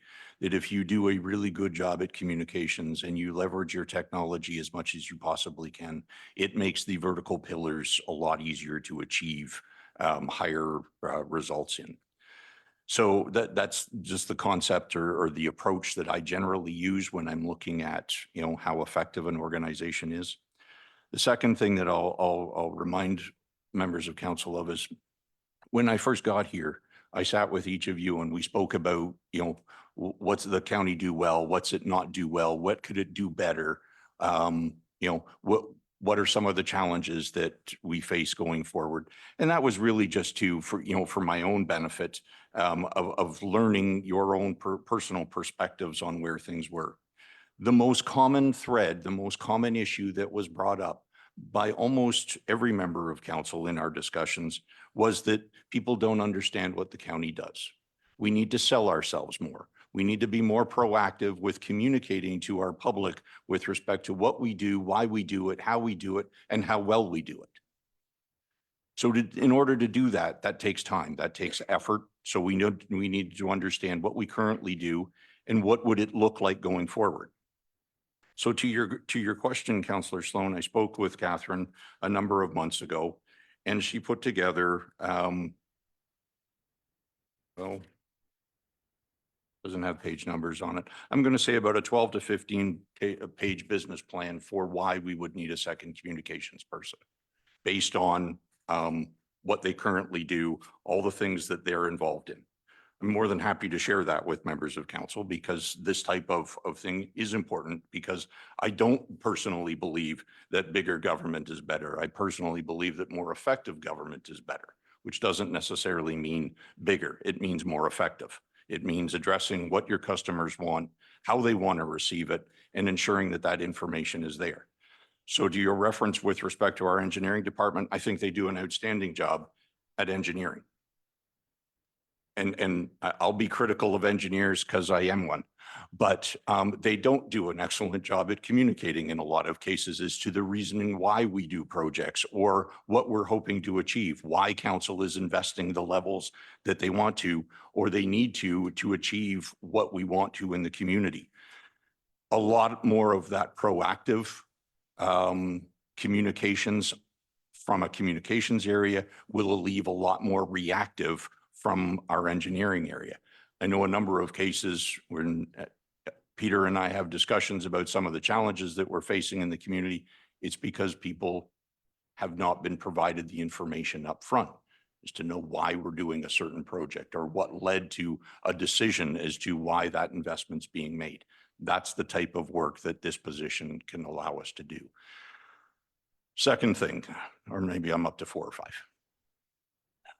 You can tell that I strongly believe in more effective communications makes for more effective government, both internally and externally. When we look at the difference between our day-to-day operational work and our strategic work with respect to communications, that's a vast difference. With one person, that makes it very, very difficult to try to start to segregate some of that or delineate how things are being done. Catherine mentioned that on a number of occasions, when our person is working on more strategic issues or more project-related issues, the day-to-day operational work will suffer. It will not get the attention that it's intended to. So in closing, Warren Jones, I'm more than happy to continue this discussion with council. I'm more than happy to share the information that Catherine has pulled together with respect to the duties that our communications people are involved in now. And I'm more than happy to answer any questions that council may have. Thank you, Blaine. Go ahead, Councillor Sloan. Well, thank you. I appreciate that. When you talk about an engineer being a professional designation, I would of course defer to engineers on things as I do in the department. But communications, strategic communications is something which is also somewhat, if I would say, of a professional designation. So you've put forward, or whomever has put forward, the suggestion to have a coordinator position. We hear about the side of the desk, the person that's doing in comms now, from what it says in the information, is a coordinator level or something. So this person with all this new strategy, all this opportunity to take the strategic plan, not a person that's been here for countless years that knows exactly everything they know about Elgin County, and could have a supplement from maybe a contract that was going to help the person do the job. But we're going to bring in a new person and bring them on board about what the county does. And then we're going to have them tell our constituents about it from a communications strategy level. So I have all faith in you, Mr. Parkin, when it comes to metrics and looking for opportunities, but this is one that I don't support. Thank you. Through you, Warden Jones, Councillor Sloan, I completely appreciate your position. However, I would look at things the opposite. Our current communications person, I believe, has been here for 14 years and is a resident of the county, and I think has a fairly good, if not an excellent, understanding of the county and its residents. The new person, I think, would be involved more in I would call the day-to-day operational thing, where our current position would be more of the strategic person. Councillor Jiguer, go ahead. Thank you, Mr. Warden. So I too very much value the communication, both internal and external. But I would like a little bit more information before proceeding. So for example, we're proposing to do a plan, but we've already determined what the needs are. And in terms of a coordinator, what if the plan, once we assess our needs, which I would assume is part of creating a strategy or plan, and I know we're using those words interchangeably, the plan might tell us exactly what the needs are and the staffing requirements. So I would like to, if we're going to go ahead with hiring, it looks like a consultant to develop a communication strategy, I would like to then pause the recruitment and the creation of a role until we know what the strategy is. Having said that, as part, perhaps that already exists, or as part of the strategy, I would like to also do a bit of inventory of all the departments, because it's not clear to me if this role then is meant, or like the comms person, if we call it the comms person right now, is meant to serve all departments. And so even just to clarify that, because then there's internal communications as one skill set, and external communication and outreach, not to mention the actual skill sets of graphic design is different than actual communications and writing and coming up with, and engaging strategies. So I agree that it just needs a little bit of fleshing out in terms of, because I would like to see what the full structure is, like what is the role and the qualifications of the person we have? And is it, corporate communication services, basically reporting to admin, and what are all the responsibilities? Then do a plan if we need to, hire someone to do a strategy/plan, and then recommend to council what the supplement is. Like, it sounds like, and I know, and I don't doubt that 12 pages of documentation, that intuitively, like and not only intuitively, but you've seen the need. But I would like to maybe then, especially if we're going to hire a consultant to look at this professionally, of what our needs are. The only other thing I want to say, I would personally not invest in a survey to determine the needs of our community. I can already tell you. And we have a diverse community. All you have to do is pull up the demographics, and there's already studies that will tell you for each demographic what their preference is. Since we know the demographics of Elgin County really well, we already know we need to do everything. We need to do print, we need to do newspaper, we need to do radio, we need to do online. So I would just skip that step. And I don't mind someone coming in and looking at it overall and trying to find some efficiencies so that you don't end up with being pulled by all departments, like, oh, I need something, and I need something for this project, and I need something, that may be a way to structure that efficiently. My suggestions, thanks. Councillor Noble, go ahead. With that being said, would the opportunity for an organizational review help that whole theory out? Because you're talking, it's much bigger project than just adding into one area, because this is a person that would benefit the whole organization. Go ahead, Councillor Gier. And just a comment on that, and I know we're going back to something that was mentioned earlier. I was trying to remember what was the year of our service delivery review? Was it 2020, 19?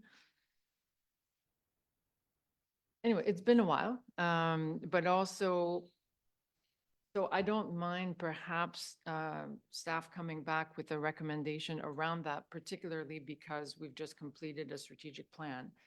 And the service delivery review was completed under a different set of priorities, contexts, and goals. Now we have a brand new set of goals, a brand new context. Are we staffed accordingly? I would be curious to see, I know at the time there was significant funding, if not almost 100% funding available to all municipalities to complete the service delivery review. It's not cheap. So that's why I didn't jump at the time. I'm not super keen on spending that kind of money. I would look for grants or any type of funding for efficiency, again, to try to find efficiencies, or at the minimum, double check the alignment between our staffing structure, departmental structure, because over the last 5 years, we have added a little bit here, tweaked this department, split this one, joined this one. And then after a while, it's okay to do a bit of a reset and reassess. But not for a 6-figure contract. Go ahead, Billy. I will review the value for service delivery review again, Councillor Jiguer. My own personal opinion at this point in time is when you look for it, the value for service delivery review provides very little value. If we want to look at the organization specifically in one light, then I would suggest that can be done. But a broad general value for service delivery review is a nice way for someone to make a couple $100,000, and it doesn't provide much value at all. Go ahead, Deputy Warden. Well, thank you very much, Mr. Warden, and I'm going to direct this to Blaine. Staff are currently involved in developing an implementation plan for the strategic plan. As part of that plan coming forward, is it possible to incorporate some justification reports for staffing requirements?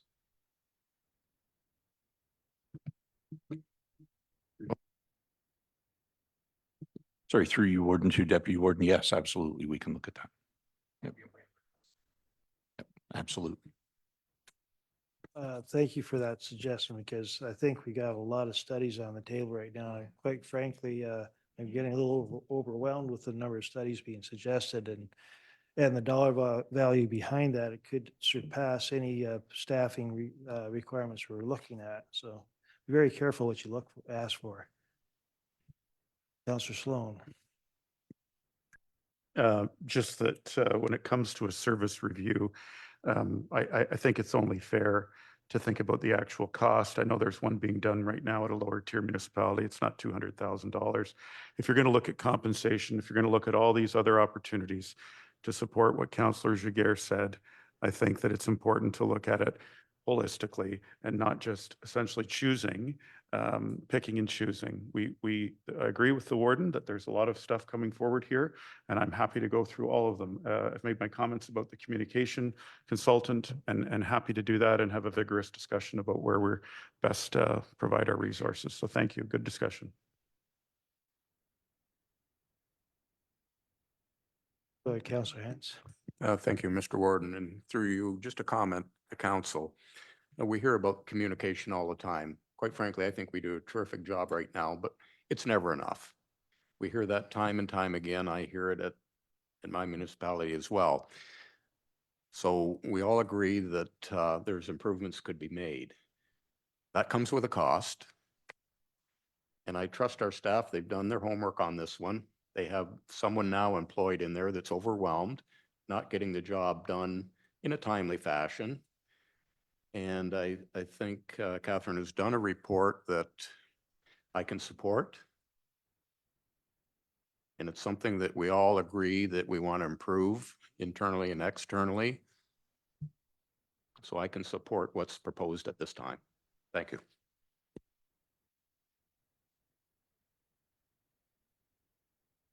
Okay. It's been a very robust discussion. I don't think we really have given staff the proper direction that they need at this point, because everybody has a different opinion. I tend to concur with Councillor Hens. The staff have put a lot of thought into this. We know, well, we hope we know, depending on the President of the United States, but growth will happen at some point. Majority of the growth is going to be in Central Elgin. I like to remind Central Elgin that a lot of this, well, okay, but right now that's where our focus has been the last 6 months, and a lot of that communication will go directly to across the road. And quite frankly, it's going to be onerous on staff to put a lot of the communications that go forward. And I think staff are going the right direction on this one. It's quite frankly, Councillor Cookett. Thank you, Mr. Warden. Just a comment. I hear a lot of councillors asking for more information for the business case. Just to clarify, are we going to receive this business case to look at before we make a final decision on this? Through you, Warden Jones, Councillor Cookett, and members of committee, we can certainly, what I would suggest is we can summarize the information and bring it forward in future finance committee meeting along with the other information that we'll be bringing forward to address some of the questions and concerns. Okay, anything further on this one?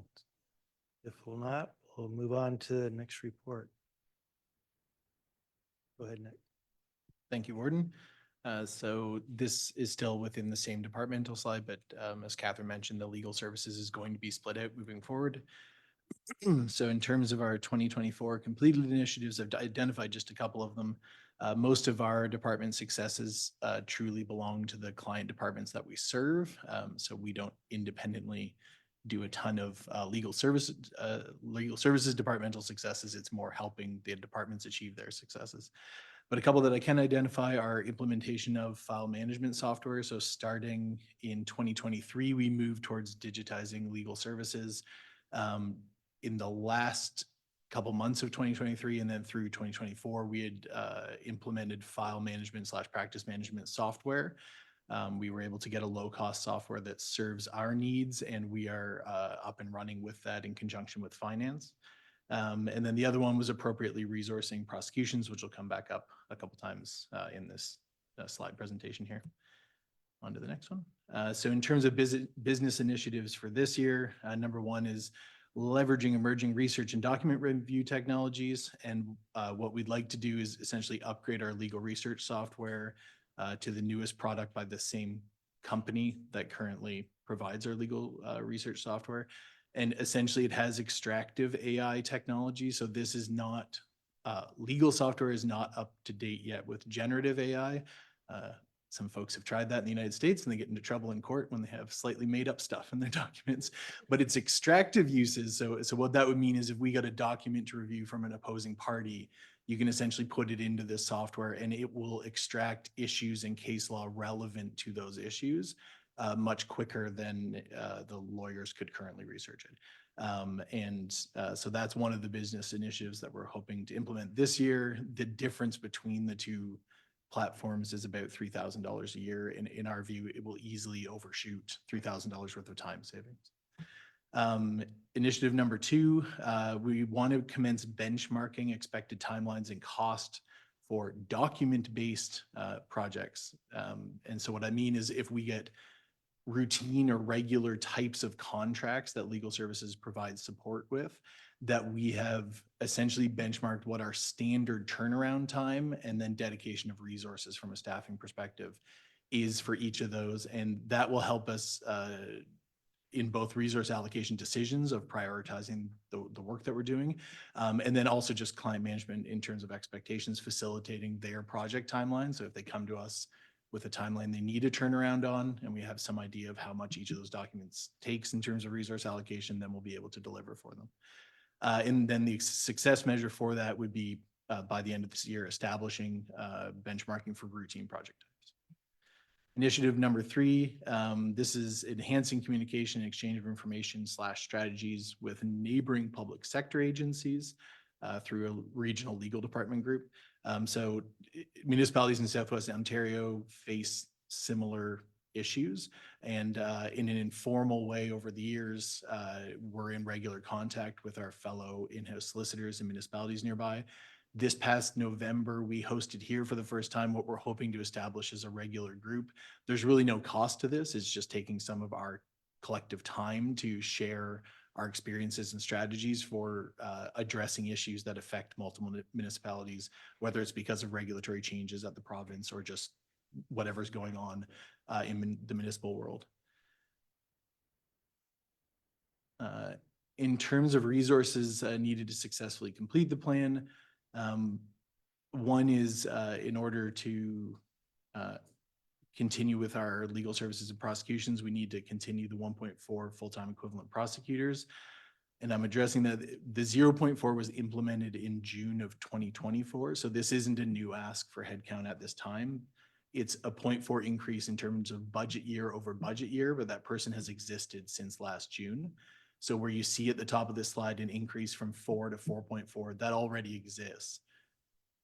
It's just the 2024 budget year didn't reflect the it didn't anticipate the additional prosecutor starting last year because we had thought there was a retirement timeline that was going to start in 2025 and it just started earlier. So that's just sort of a reminder of what occurred last year. Next slide. Oh, sorry, I didn't address. And software licenses, which goes to, that's the AI platform that I was talking about. So we currently use a product called Lexis Quick Law Advance, and we're hoping to move to Lexis Plus. So when I say software licenses, that's what I'm referring to.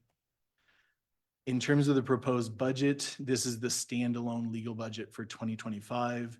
So revenue increases are expected through the interdepartmental transfer to POA court. For the prosecutions, there's some placeholders for wages and benefits. Adding the 0.4 prosecutor is 17,300 net increase. I think in my report last June, I had ballparked it at about 15,000, so that came out pretty close ultimately. And then there is the one $500 for meals you may wonder about. So occasionally we have to host, not that we have to, we do host mediations or other legal proceedings related meetings. And we just didn't have a budget for having coffee and stuff at them. So I've asked for $500 to basically have that available. Ultimately, so if we can go to the next slide. So this is the combined admin services and legal 2025 proposed.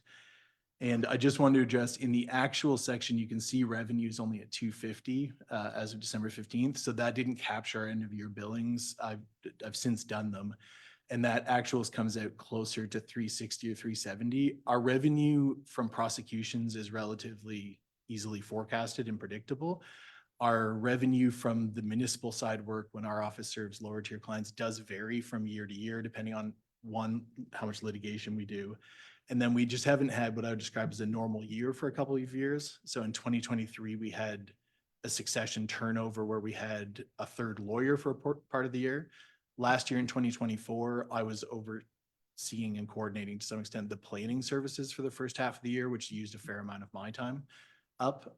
And so we haven't had what I would just call a normal year in legal services to be able to look at what the patterning is for those revenues. It may well be in 2026 that we suggest adjusting that revenue downward, but I did just want to flag it's significantly closer to the 412 that was forecasted last year than it appears there.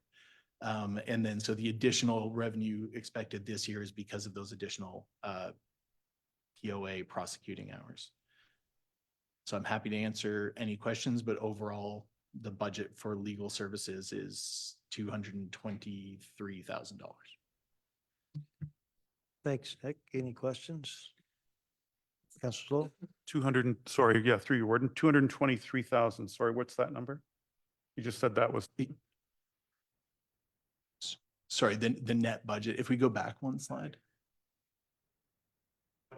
Sorry, pardon me, through you, Warden. I don't understand the 223 you said at the end. Oh, my apologies, Mr. Warden. Through you to Councillor Sloan, I have it up on screen now. So because legal is expected to generate a revenue of 520 this year and our wages and benefits and expenses are 743,800. But your total budget isn't 233, sorry, through the Warden. I just want to ask if you're improving with respect to upgrading software and that's going to come through time efficiencies, shouldn't that at some point decrease billable hours? Yes. So there's reasons it would and reasons it wouldn't. We will complete tasks faster. So we will complete billable projects that involve the use of that software more quickly than we would have before, which will increase our billable hours. And that would allow us to do more work that would then fill in that hole of potential billable hours. We are different, of course, than a traditional law firm where we have a fixed set of clients that can use us for work. So if we were a private law firm, doing that work more efficiently would be a point of customer service where it may reduce our billable hours on any given file, but then we would find more clients to do that work for. We don't find more clients to do it for, but we do have certainly enough work to fill our days.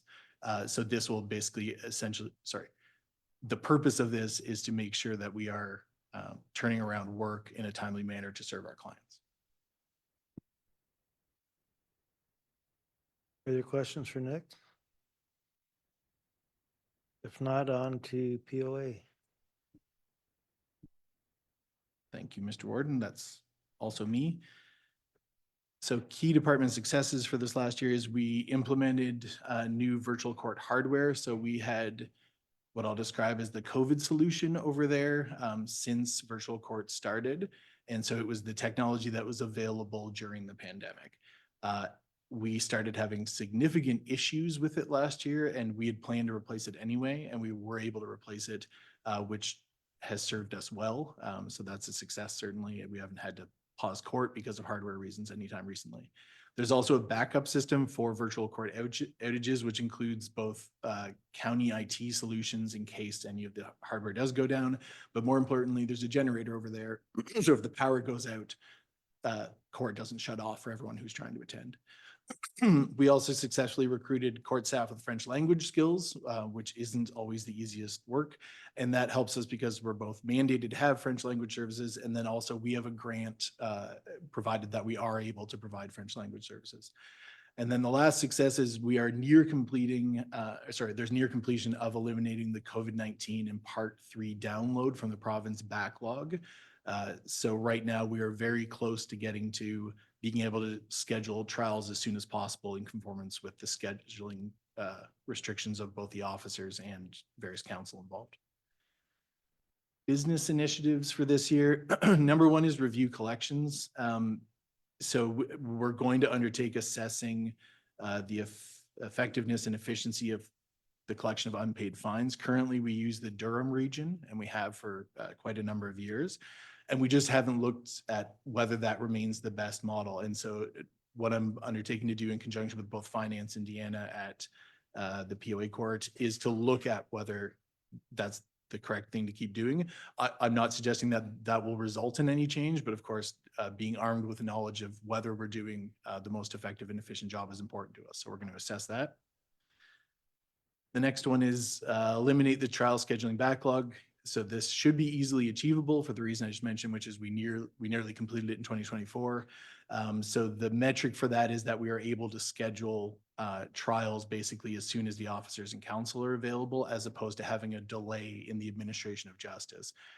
The reason it's important to us beyond just having good metrics for our court is there's a constitutional limit to how long you can be in the court system until the charges essentially have to be dropped. We are very good about not hitting those in our court, but we want to get to a point where essentially our court has no delay other than the usual rhythms of court, I'll call it. Initiative number 3, appropriately resource Part 2 certificate service. So that's parking tickets. So I am proposing, as you'll see in a moment, to add a summer student for the POA court to process all of the parking tickets. So this is a service that our POA court does on top of what would be the traditional POA court work.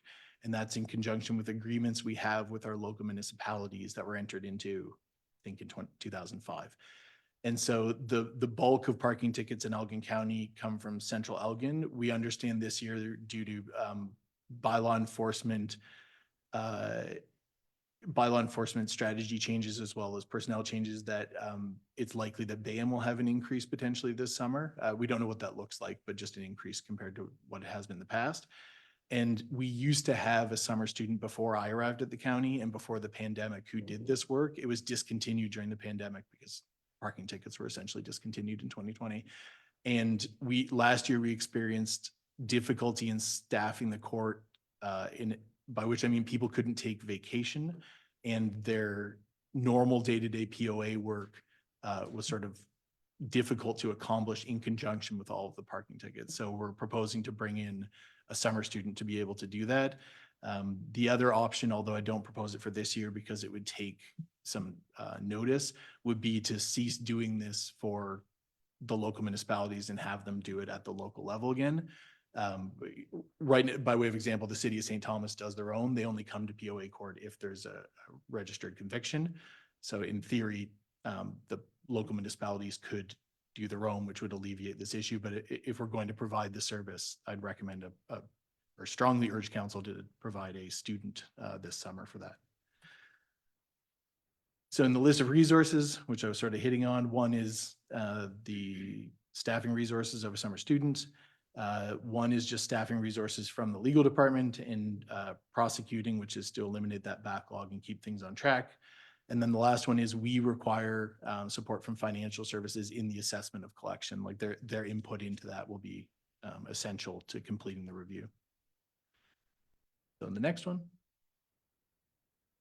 So that's the proposed budget there. The collections department is no change. There's a revenue increase for increased to fines revenue. There's the wages and benefits includes the summer student in there as well as the in-year wage increases. The expenses of POA go up because of the addition of the part-time prosecutor hours compared to last year. So again, legal department gets revenue from POA court where it is billed as an expense. There's mirroring, I guess credits and debits is what I'm going to call it, in the two departments. And then there's a rent increase of 5,000 for CPI. And then the LMP payments that are predicted are decreased because of those expense increases that are noted just above. There's also an expense increase of victim fine surcharge, which is because of the predicted increase in fine revenue, but that is something that goes to the province's victim impact fund. So that one doesn't impact LMP revenue. So that's the explanation of the chart there, and I'm quite happy to answer any questions. Thanks, Nick. So with regards to the backlog, when it's done, hopefully done, how much time does it take from the application to the court to we actually see the JP at that time, do you think? So I don't have that information. It would partly depend on how someone elected to go through the process. If it was like a ticket, a part one. So if they choose trial, we have an early resolution court, and I will come back with a more sure answer from our court staff, but I believe that we are able to schedule them for an ER court between 6 and 12 weeks at the moment. And so we want to get closer to that front end. So I guess I should have asked it differently. So a municipality comes to the court for a court order for property clearing. How long should it take? So it must take less than 18 months unless the defense is the occasion for delay. But unfortunately, the POA card is largely a defense-driven process. So we are able to control on our side how responsive our prosecutors are to the file. The thing that impacts how quickly the prosecutors can be ready on their side to move it to trial is how quickly they get the evidence from the enforcement agency, whether that's the police or bylaw. Often that does come very quickly. If you have like a fatality that has an accident reconstruction, that takes a long time, which slows our prosecution side down. But the defense side is free to ask for adjournments for the purposes of reviewing evidence or having plea discussions and so on and so forth, which there's a lot of latitude for in the court process, even when our prosecutors are ready for trial, to a point. Eventually the JPs, who are the ones that decide how long it should or shouldn't take, will deny them an adjournment and set it peremptory for a trial if they're sort of taking too long. But we have some that get to trial in as short as just a few months. And then there are other ones that get out towards a year, essentially because of one of the issues I've just articulated. Okay, with regard to part 3, there's quite a lengthy discussion at Roma regarding part 3 and the whole backlog in the court system. Apparently we're on a contract, and when the contract's done, you have the ability to renew or not renew. That's one of the main topics that was talked about, and the frustrations with part 3 and the backlog in their course. I'm not sure if we have that here or not, but is that an opportunity to maybe expedite some of the challenges? But as quite frankly, Southwold, we got one that's probably past 18 months, probably would be thrown out of court, and a couple others with simple grass cutting that will probably be, well, that was back in June or July and with no set date yet. So you can see where it starts to become a frustration, and what are the other options to us other than petitioning the court for a court order? So there's thank you, Warden, and to respond to your question. So the Part 3 backlog I referred to is more so the Highway Traffic Act Part 3, more serious charges that used to be handled by the province that were downloaded to us. And that is causing consternation across the province as they're downloaded. Our court was one of the earliest courts to take them on. And what it did was create, I think we were given 550 existing files at the time, which is a tremendous amount to add, especially because they are inherently the more complicated files. We have now worked through, so we're at the very tail end of that backlog. So what is causing a lot of consternation about the province, we have now gotten very close to coming out the other side of. Bylaw charges that you're referring to are also Part 3 sort of by their nature, unless they have a set fine attached to them. I can't speak to the specific files that you're referring to. But in terms of this being the POA court presentation, what we're trying to get to is that it's not the justice system that's slowing it down. So if there is a slowdown, it's either because of defense or prosecution reasons that there's adjournments being sought rather than lack of court availability. Thank you. Councillor Sloan? Thank you, Warden, through the warden to Nick. It looks like next door here, it's open about 1 day a week. Is that correct? It's open through Mr. Warden, Councillor Sloan.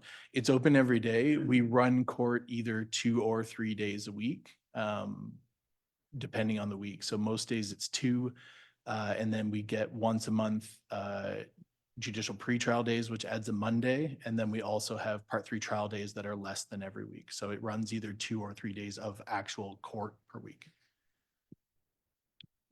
Excuse me, supplementary through the warden. What days are those? Because it seems Thursday there are people there. Is it specific days that they have court cases there? Sorry, my microphone. So most Thursdays is a trial day. They tend to be Wednesdays and Thursdays. There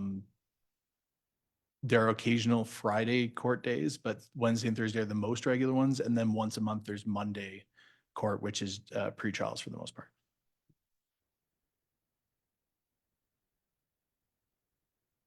Any other, Councillor Jiguer? Thank you, Mr. Warden. Would it be possible as part of the supplementary information to have just a bit of background about the payments to the LMPs?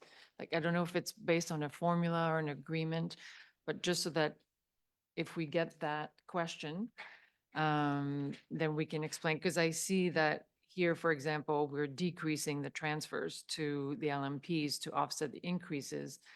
But does that get negotiated? Is it, how does that get decided? So that I realize I don't know the full story and what the agreement is. So if that could be provided to us, that'd be great.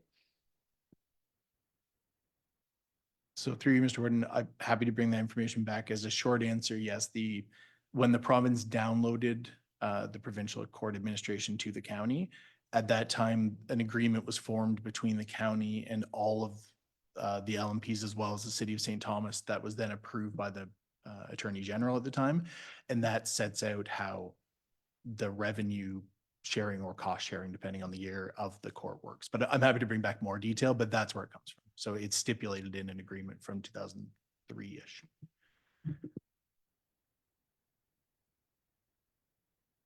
Further questions on Nick's report?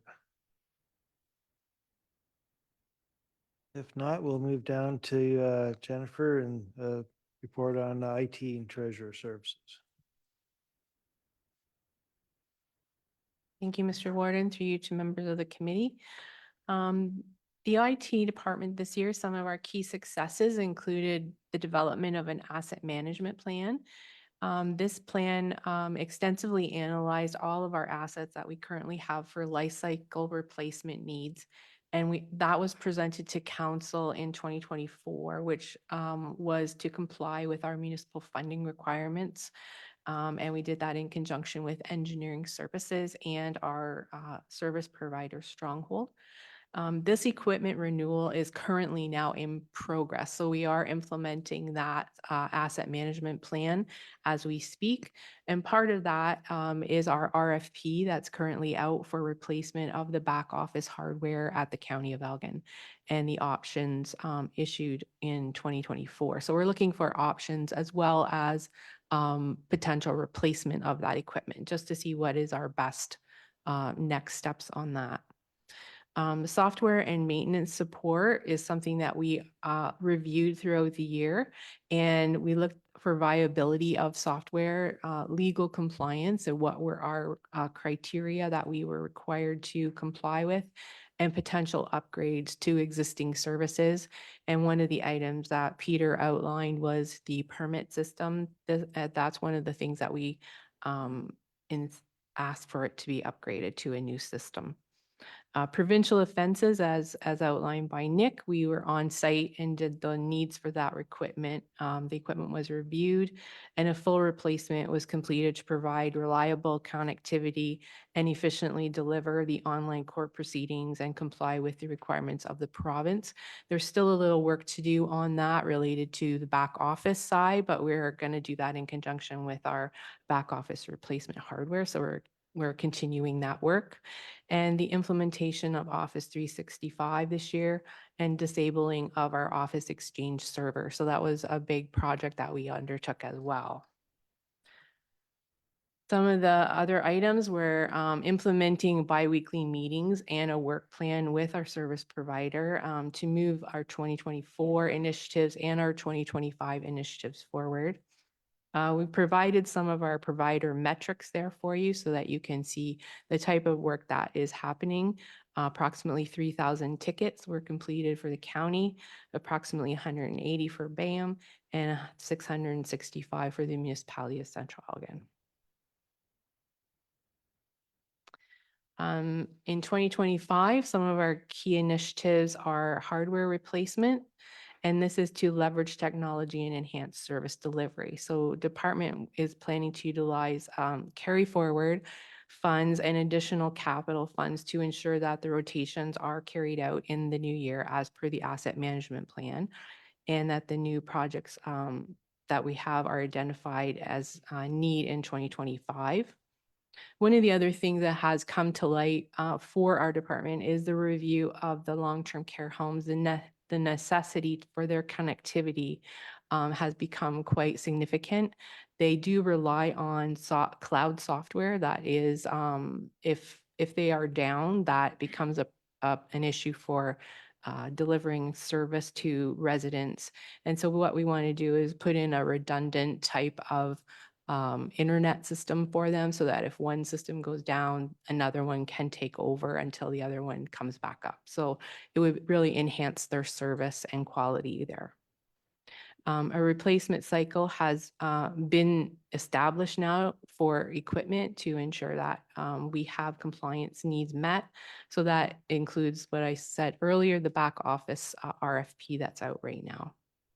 And our service provider is making plans at this point with us to roll out equipment, and in many areas requires direction on small items throughout the process. And we will review user needs to ensure that we have maximum productivity. We haven't really had a good review of user workstations, whether things are working for them. We've discovered in some of our libraries that staff are doing workarounds that we weren't aware of, which is causing them extra work and takes extra time. So we're trying to mitigate some of those issues as we find them. And what our succession measure here is that we hope that we will improve our user experience and satisfaction related to hardware and software needs. So the next initiative that we have is cloud backup software. We want to, under our strategic priority number 3, goal 1, leverage technology to enhance service delivery.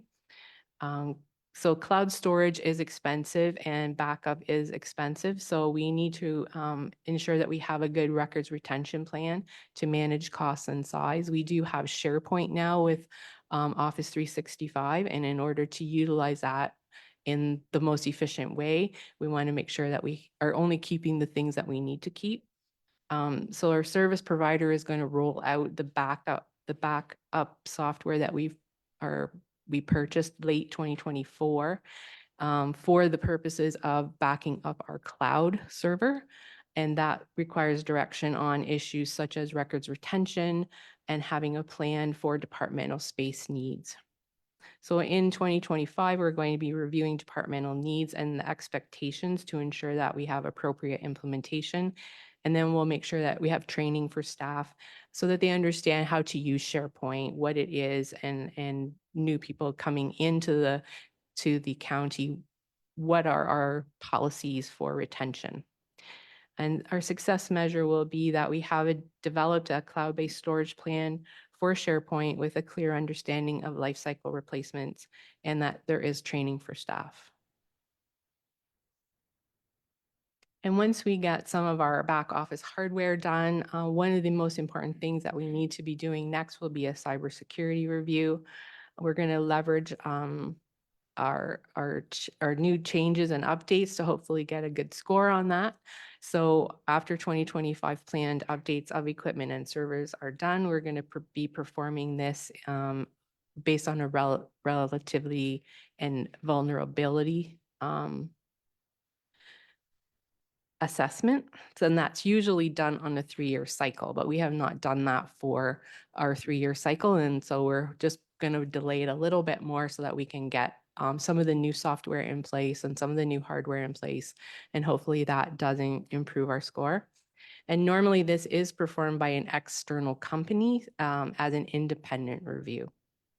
And we will then have our success measure is that we will have a document that will enable us to further develop our work plan, which will be incorporated into future years. And this information will also be available for our insurer, who usually has many questions for us every year when we renew our insurance. So as you can see, we have a lot going on in this department. And one of the items that we are hopeful that staff council is supportive of is a 1 full-time person that can help carry out some of these pre-planned activities. This will follow the strategic priority to provide opportunities for career growth and development.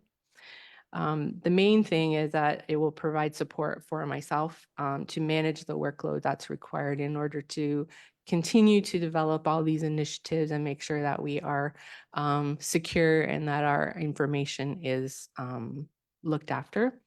So this person's role would be to actively continue to support the service provider needs to ensure that they have county responses to questions and equipment ready on site in order to ensure they can complete their assigned work. So they have work to do, but we also have to direct that work and ensure that what we are asking them to do is happening.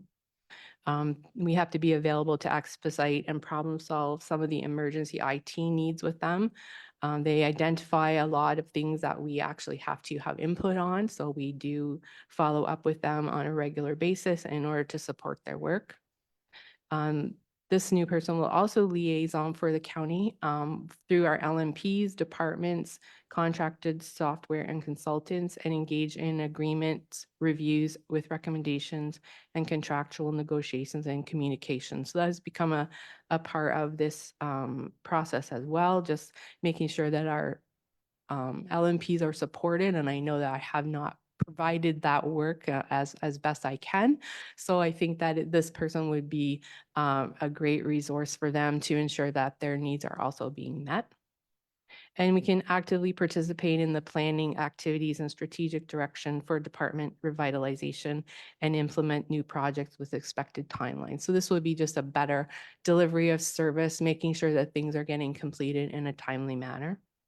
And hopefully the outcome of that will be better work-life balance for staff involved and expediting the movement of plans forward for the IT department. So a list of resources needed to successfully complete this plan would be cybersecurity assessment $37,000, the hiring of one full-time staff to support departmental work plan, and then the full-time equivalents are that they would start later in this year. So once we get them hired, we wouldn't expect to have a full FTE on site until 2026. So there would be just a partial FTE in 2025. Existing costs and capital, we're going to move all that we can back or forward into 2025 so that we will actually have money to do all these things. And we have to have our HCM program. So our HCM costs were in capital before. This is not a capital expense now. It's now an actual operating expense. So that 40,000 that was listed under capital every year for that purpose has just been moved up into the capital or into the operating line item.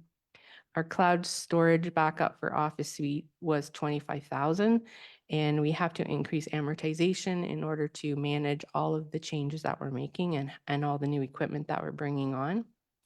And capital increase to support the replacement of storage and asset management plan is presented to council, includes CPI increase, and the total of that is 187. And review options to improve connectivity in the long-term care facilities. Our goal there is just to have a fail-safe redundancy, as I mentioned, that prevents downtime from critical software. And that would, in this year, we anticipate approximately $2,000 with additional support and maintenance, and we'll review what those final costs will be for 2026. There should be some capital needs for that, some firewalls that we require in order to do that work, plus it will just be an ongoing additional internet connectivity. So at this point, we're looking at a change in our budget of approximately 441,000. And this relates to addition of 1 staff, cybersecurity assessment, which is once every 3 years, 40,000 being moved from capital to operating for our HCM. That's no additional cost. It's just a move between line items. 25,000 added costs related to annual software for the Office cloud backup. Budgeted lower than actual in 2024 was amortization, so we need an increase there. An increase in hardware replacement of 180,000 for the storage replacement plus 7,000 in adjusted software. And then we had the HCM project move from capital up into operating. So I'd be happy to answer any questions at this time. Thank you, Jen. Councillor Noble. To you, Warden, what is the goal of the consultant and why did it go down 60,000 for 2025? So the consultant is Stronghold. They are our consultant. And so that we actually were able to repurpose those funds for other items because we had anticipated their costs and actually those costs were not as high as we thought. So that's why we just moved money to a different line. Councillor Hance, go ahead. Thank you, Mr. Warden. Through you, a question to Jennifer. Does the new hire take IT off of your desk or a portion of it? Through you, Mr. Warden, to Councillor Hance. I would say probably 90%. I'm hoping that it will. I'm expecting to hire someone that has a lot of knowledge with IT. I do have knowledge, but I think that the workload that's required here is just a little bit more than one person can handle. It is a lot and it does take away from my finance duties, which I know that there has been concern about some, actually getting information in a timely manner. And we have tried to get our year end done in a timely manner. Last year, that did not happen as we thought.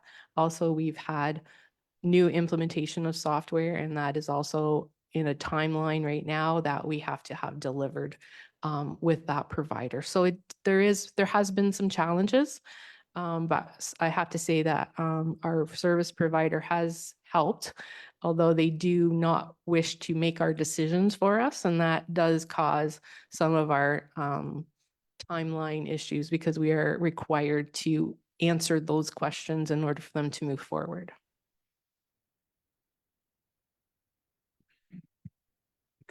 Councillor Sloan. Thank you. Through you, Warden. When is the Stronghold contract completed, please? Through you, Mr. Warden, to Councillor Sloan. I would maybe lean on legal for this one. I believe it's 2026. Okay. Sorry, no, I've gotten. Thank you sorry, through the Warden. Thank you, Nick. I heard it come across the horseshoe. So I'm getting excellent service today, which I always appreciate. If I may, Warden supplementary, through you, the background of the person that you'll be hiring, it's obviously of a different wage level than we've seen on another FTE. So can you just tell me a little bit about this person's background and following up from, an IT and that kind of like what we're looking for in the position? Through you, Mr. Warden, to Councillor Sloan. My hope is that I'll be able to find someone with high-level network analyst, not necessarily a tech, but maybe an analyst that would not be hands-on daily for like managing servers, because Stronghold does a really good job of that. And I know that this council was aware that we did have some challenges with server capacity in the past. So they are managing that behind the scenes, but certainly this refresh with the RFP that we're doing now will improve that and bring that more into line to what is expected. So I would not expect them to do hands-on, but certainly have more interaction with them on a technical level, that they understand more what's being proposed. Myself, I would do a little bit more research, and that does take me a little more time. So maybe they can make some of those decisions a little more quickly and offer me some support, and if I need to be making some of those decisions as well. Thank you. Councillor Cook, and I'll get you. Thank you, Mr. Warden. Just a comment through you. IT is like one of those mazes that you go through and try and figure out exactly what all the support is for. And I'm looking at the numbers like the 803,000 for the consultant, which is more than $60,000 a month.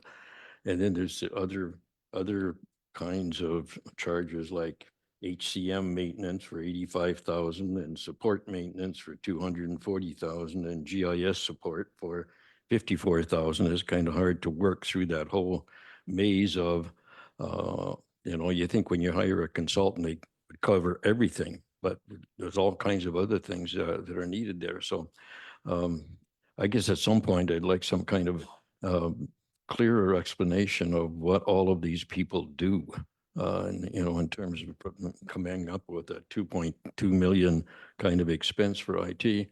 I don't know how you've been able to find the time, Jennifer, to do all this stuff in addition to finance. So I certainly would support hiring somebody to have a fuller umbrella of what's available with IT. So I guess I'm sort of asking if it's possible to have a breakdown of what all of the support charges are for. We really don't know. Certainly it's a very important part of running any organization, but let's make it a little less magical. Blaine, go ahead. Thank you, Warden Jones. I'd just like to add a couple of comments. In addition to what Ms. Ford said in response to Councillor Sloan's question as to the skill set we'd be looking for, I think not only to manage the third-party contract, but what I'd be looking for is someone that has some management experience that can integrate technology with process so that we are leveraging technology as much as we possibly can so that we're as efficient as we possibly can for the services that we provide our customers. So I'd be looking for that link, if you will, between process and technology to ensure that we're leveraging it as much as we possibly can. Councillor Noble. Through you, Warden, the planned hardware replacement is 240,000 this year. It's last year, it's 431,000 for this year. And then it just keeps going up every year from there to a total of 7.5 million over the next 10 years. What exactly are we replacing, and how many computers do we have? Through you, Mr. Warden, we did present that in the asset management plan, and the recommendation on that was that we were to be at a $7 million spend by year 10. So this plan that we have presented does include that replacement cycle. So we've implemented that. We are replacing approximately 80 workstations per year.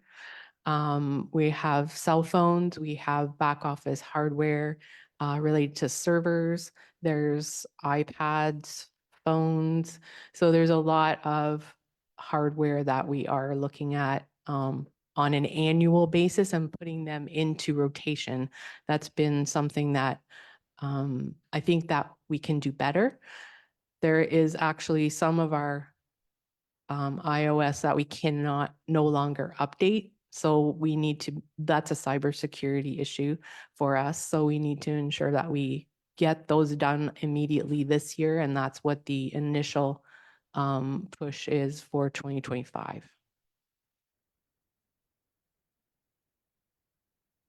Through you, Warden. So kind of ballpark, just for everybody that's listening, how many computers roughly do we have?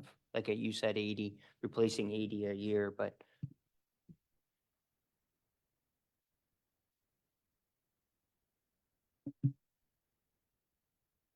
Through you, Mr. Warden. Yes, we're replacing them every 4 to 5 years. So times 80 times 4 is approximately 320. I think in the report I did mention there's about 440 of them. So we're looking, I'm a little behind in the 100 per year, but I think we're striving for 80 to see if we can make sure that we hit that target at least every year.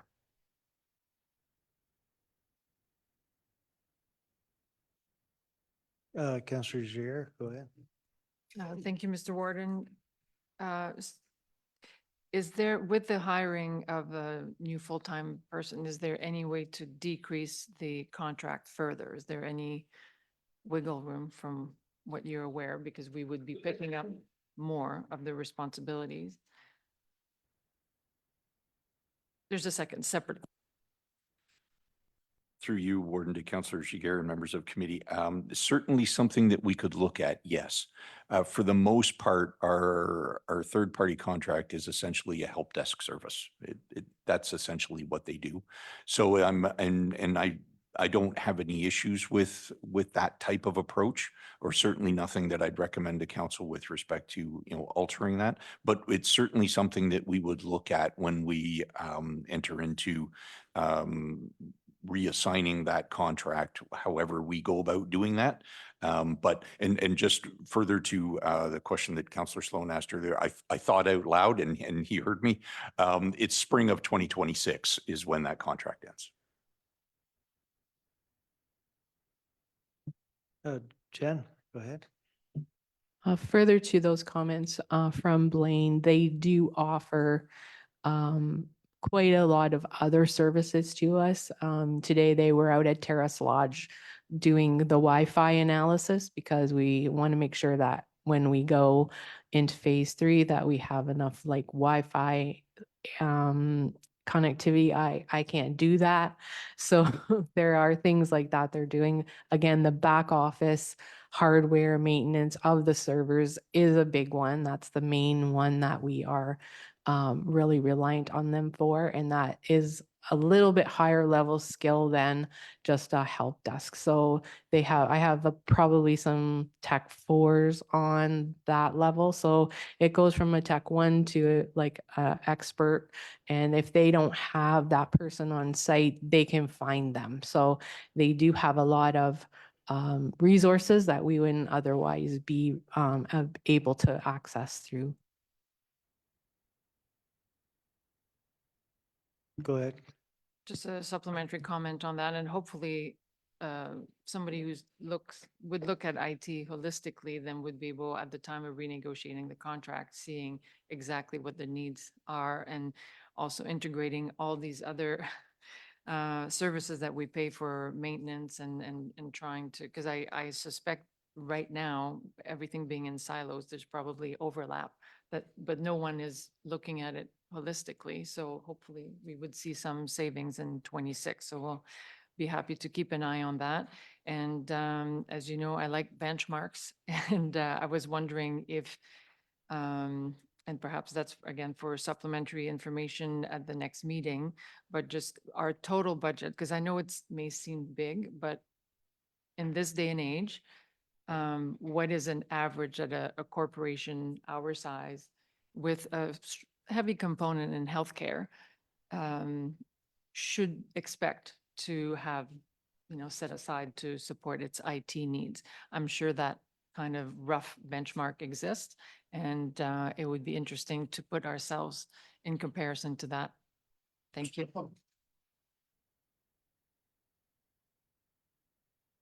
Just further to your comments, Counselor Jiguer, one of the things that we have here, which other places do not, is we have a centralized IT for the most part.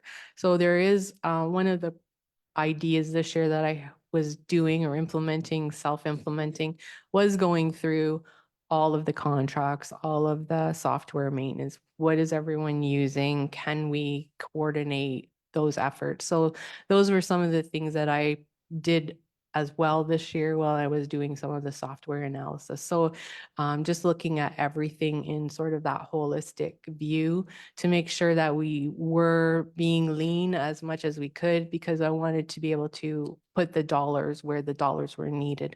We have a list of what our software is now, so we know what to expect and when to expect it. Now, we do need to figure out what those dates are that when they're coming due. I know that sometimes we have some issues with renewal dates, but we're getting better, and we can improve. So.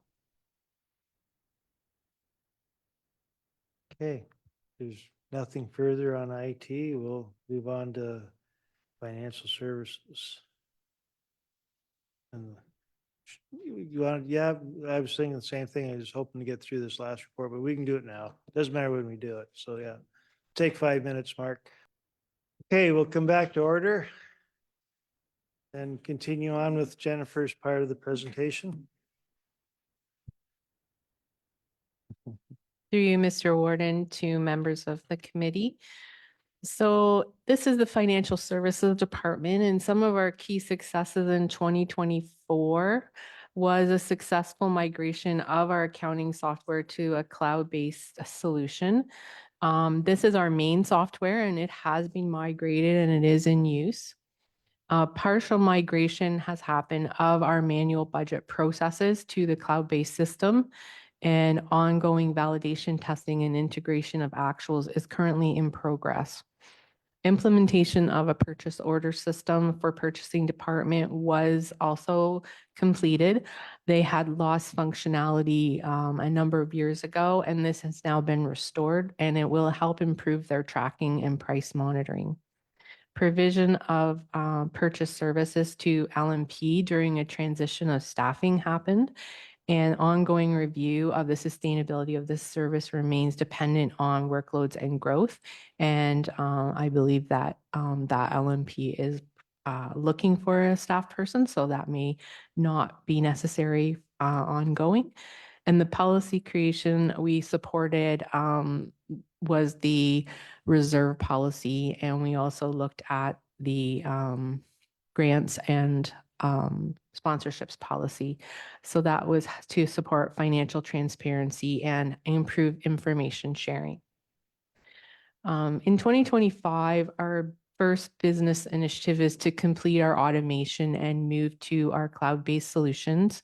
And this is to help leverage technology and enhance service delivery. So we're upgrading our outdated software to improve our cybersecurity measures. And our next steps include updating and relinking programs to improve processes between existing and newly migrated software. So some of those links that we had were broken during this process, and we do have to reestablish that.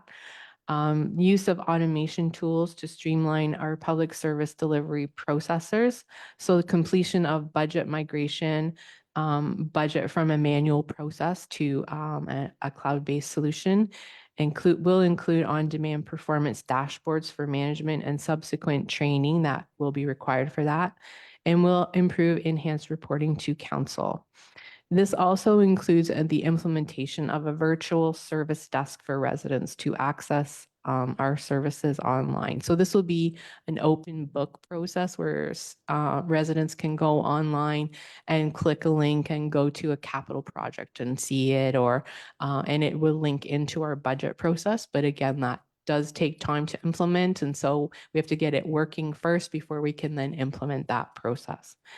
Our metrics to measure success in this one will be ease of process, the timeliness of information that's available, and ongoing user feedback to drive forward our further improvements related to that system. Initiative 2, staffing modifications for 2025 and 2026. So staff retention through progressive and competitive employment process. We have created competitive employment packages that reflect the current labor market, and we support employee wellness and benefits program. And we currently have 2 staff leaves that are coming up that will support retention of existing staff base and accommodate to overlap these positions for training purposes. We're hoping to use technology to help ensure continuity of service between transitions. And metrics to support the success of this will be successful transition of these key positions with adequate support to remaining staff to help manage the workloads and training of the replacement staff for those extended leave periods. So the resources that we need to successfully complete our plan are the software needs. These were funded last year, so the money that we had is being carried forward and will cover these needs in this area. So there's no additional budget ask for that. That budget resides in information technology, and so we're leveraging that. The additional staffing costs increase is $116,500, and that's related to the benefits requirements that will be needed. And added revenue, this is a new item for us, so this was related to the purchasing support that we were providing. And if that were something that another municipality required, we'd be happy to speak to you about that.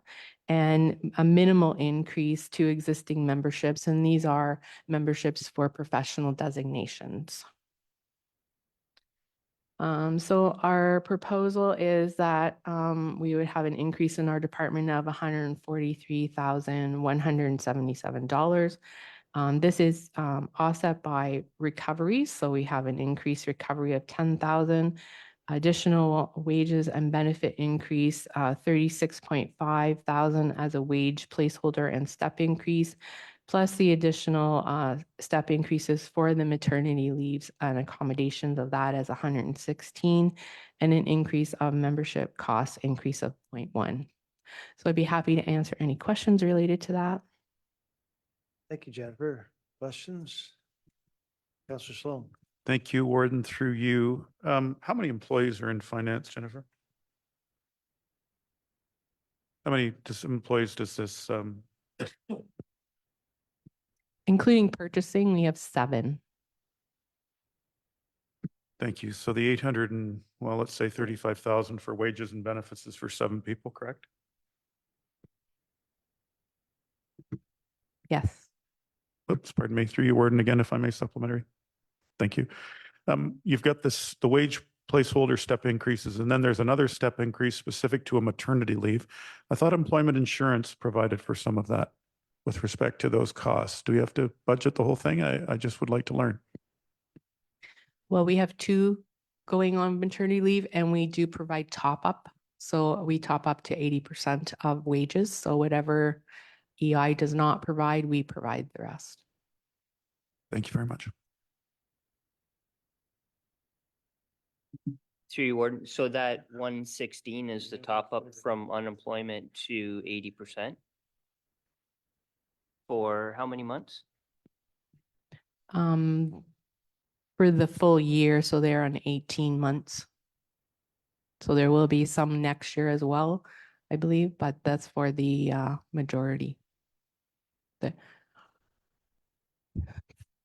32 weeks, I think it is. So I'd have to look at that up. I'm sorry. Okay, any other questions on Jennifer's? If not, where do you want to take us now? All done? Any wrap up from your side or? This was the presentation from the beginning of last week. So what we will do then, I've been sort of compiling a list, but I don't know if Catherine has a list as well. Not the full list. I think Blaine has the full list. Counselor Sloan, go ahead. Sorry, thank you. Just a quick, I wasn't sure we were, if they were rolling the credits yet, Ms. Ford. Through the warden, do we know what our assessment increase is for 25 yet? Yeah, that was the fun part of municipal politics, is knowing that regardless win, lose or draw, you have a certain amount coming in the next year because of increase. Sorry. Through you, Mr. Warden, to Counselor Sloan. We had presented a slide in the, are you talking about the growth? Is that what you're talking about? Yeah, so we had an assessment slide in there at the beginning. I'm sorry, I'd have to go back to corporate services. Corporate activities, maybe Jenna can find that one. It's near the beginning.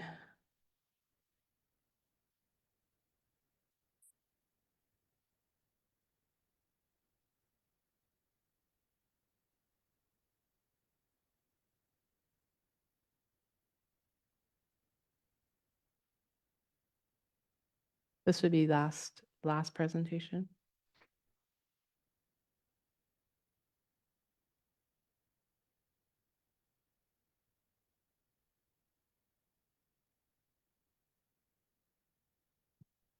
Slide 12.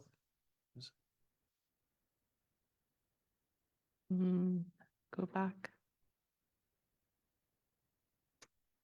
Keep going back. That one. So this was the assessment growth from year over year. Increased assessment due to growth was 1,41495. Yeah, so about 1 point, okay. Yeah. Thank you.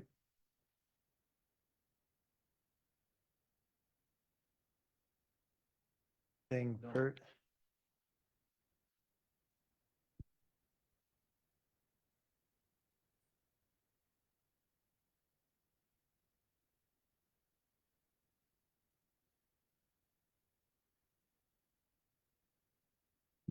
So win, lose or draw next year, there's going to be more people living, paying in Elgin County. So that's called the assessment, correct? But you're.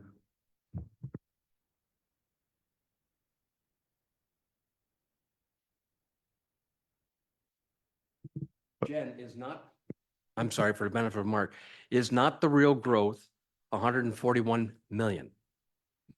That's correct. Yes, that's the assessment base increase. Sorry, Warden, through you, may I ask, I don't know that, I'm not allowed to say that I'm new to this anymore. That's been made very clear to me. But I would like to say that win, lose or draw, we have more people last year in 24 that moved in Central Elgin County, all our lower tiers. And without adding anything, we have what's called an increase. We have an increased assessment from the year before, correct? I just wondered what the increase in assessment was over year, please.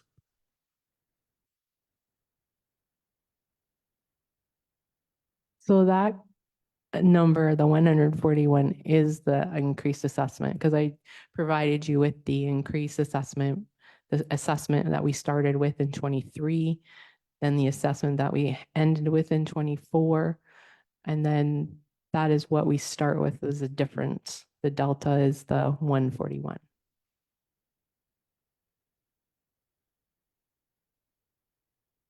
In across the county.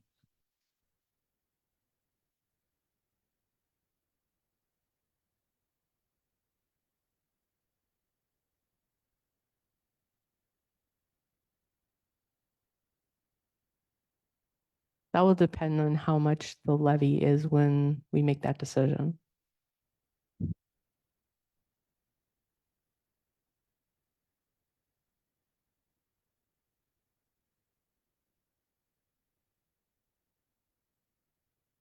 The value, the assessment value went up 141.5 million.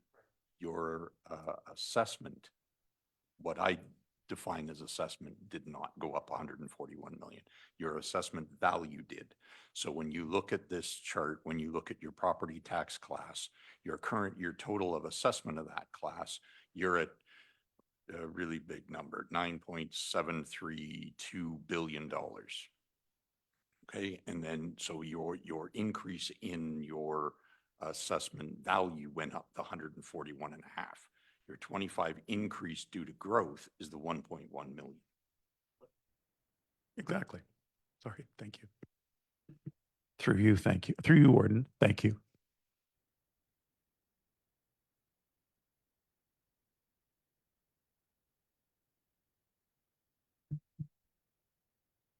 Okay, there's Counselor Jiguer. Argue that. We had a 33 million construction value in Bayham alone in 25 or 24. That's captured through your assessment growth.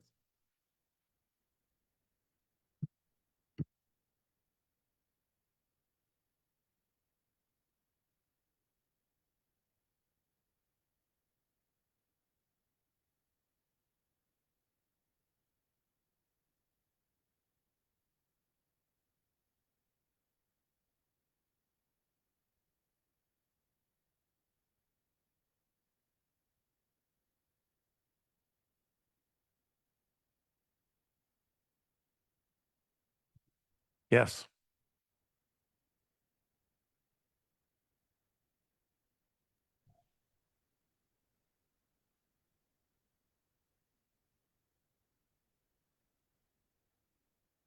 Use microphones, please. Base. Sorry. Microphone. The value of the base difference is the 141 million. The revenue difference as a result of that increase in the value base is the 1.1 million. Now we got it. Sorry, Mark, everybody's pushing their microphone, turning everybody else off.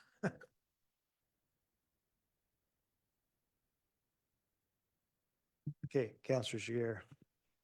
Thank you. So just more of a process question. I know that everybody's been keeping lists of all the supplementary information, but I have a list as well. So I'm just wondering, what would staff prefer in terms of merging all of the lists and making, I'm happy to send an email with a summary of my questions. Is in a nutshell, I know for me, I'm looking for an overall narrative that when it's all said and done, what is the increase in tax levy and the increase in total operating budget, and how much of that is for wages, how much of that is out of our control.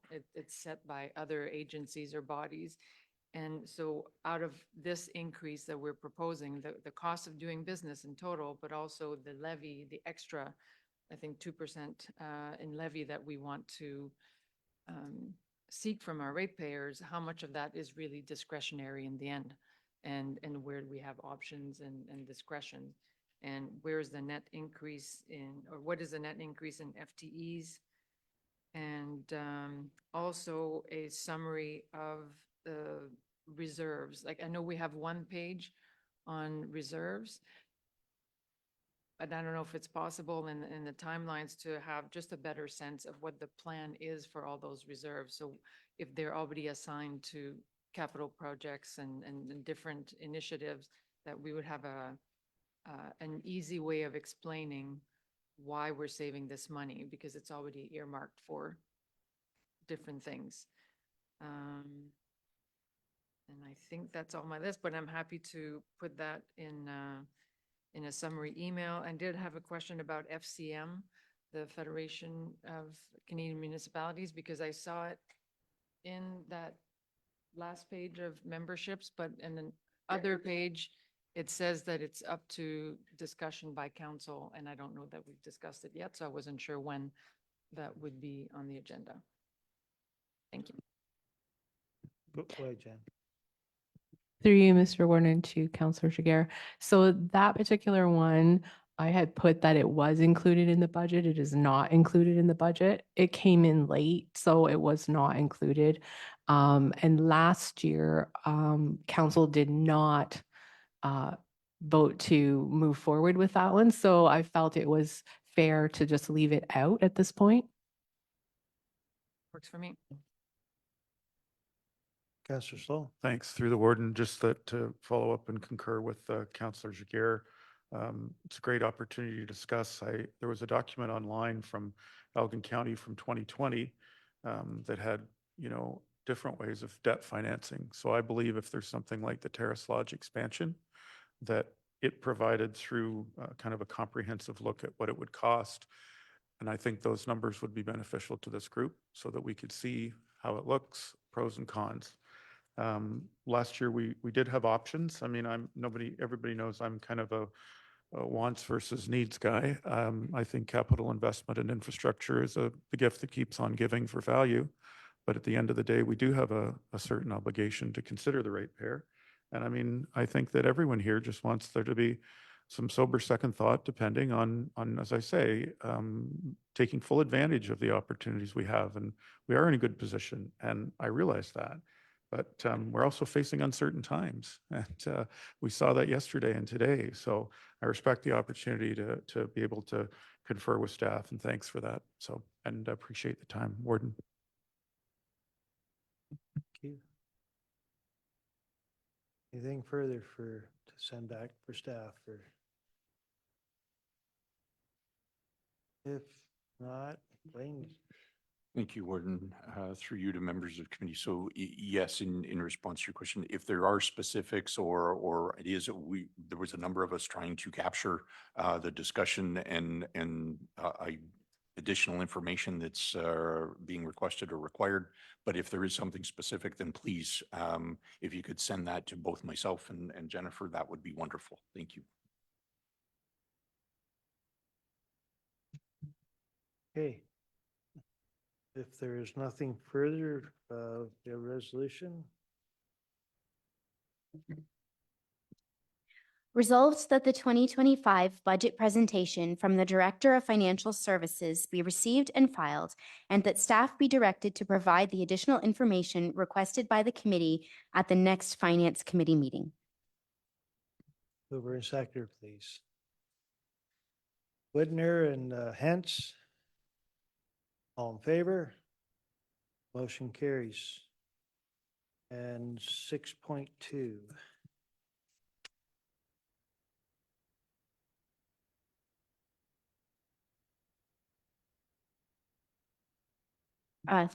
Thank you, Mr. Warden, through you to the committee. 6.2 is just up for the committee's discussion. It was the resolution from the municipality of Central Elgin that they sent to our last council meeting regarding the request for financial support from Hospice of Elgin. And on January 28th, County Council referred that request to the Finance Committee. So up for discussion. This would be part of our new policy for grants, large grants. So what's everybody's thoughts? Deputy Warden. Thank you, Mr. Warden. It seems to me that that is part of the ongoing budget discussions. If you want to go to the last page on the appendices and whether anybody wants to deal with that today, or it's incorporated in that particular discussion. Staff are going to be bringing further information forward on different budget items, and it may be prudent to reserve that discussion until after you've got that additional information.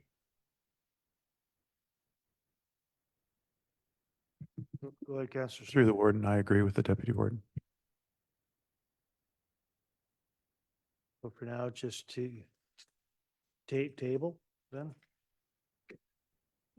Council.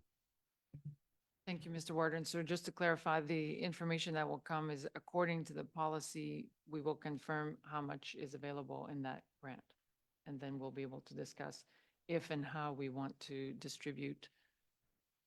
And so I don't know if the 240,000 is the calculation currently. And I don't know if there were other requests under the large grant request that we need to consider, but it sounds like a separate report would help with that discussion. Thank you. Mr. Warden, I was just trying to clarify that if council doesn't have the appetite to deal with it today, put it off for the rest of the information to come and then deal with it. That's all. So would you be moving tape to table? then? Is it required? No, didn't think so. just, okay, right. We haven't dismissed it or discharged. Excuse me, Mr. Warden, we haven't discharged it or anything. It's simply, it's still on the table, but we haven't got that far in the process. All right. That's acceptable. Yep. See lots of heads nodding, so I think we can move on. So next, other business, we have none, and correspondence, we have none, so closed meeting items. Resolved that we do now proceed into closed meeting session in accordance with the Municipal Act to discuss the following matters under Municipal Act Section 239-2. Closed meeting item number 1, 2025 non-union economic adjustment recommendation. Under Section B, personal matters about an identifiable individual, including municipal employees, and Section D, labor relations or employee negotiations. Mover and seconder, Latham and Noble, all in favor? Motion carries. Go ahead. Resolved that we do now rise and report. Mover and seconder, please. Noble and Cookit, all in favor? Motion carries.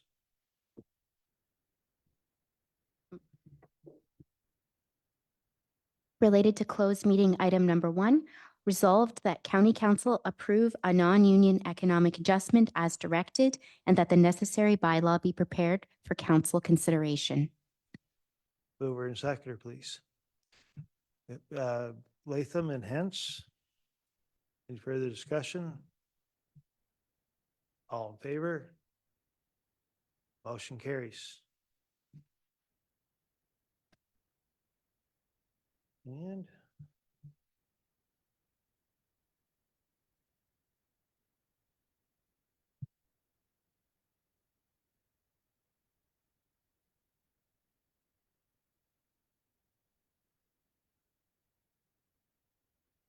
go ahead.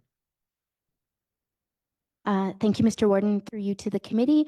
I was just suggesting a proposed date for the next Finance Committee meeting as February 11th at 1 p.m. If that is okay.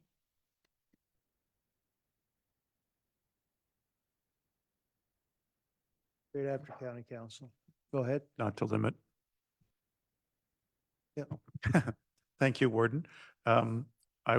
I'm not available that time, but I don't want that to keep the rest of the committee from doing the important work. So perhaps I just put that out for whatever.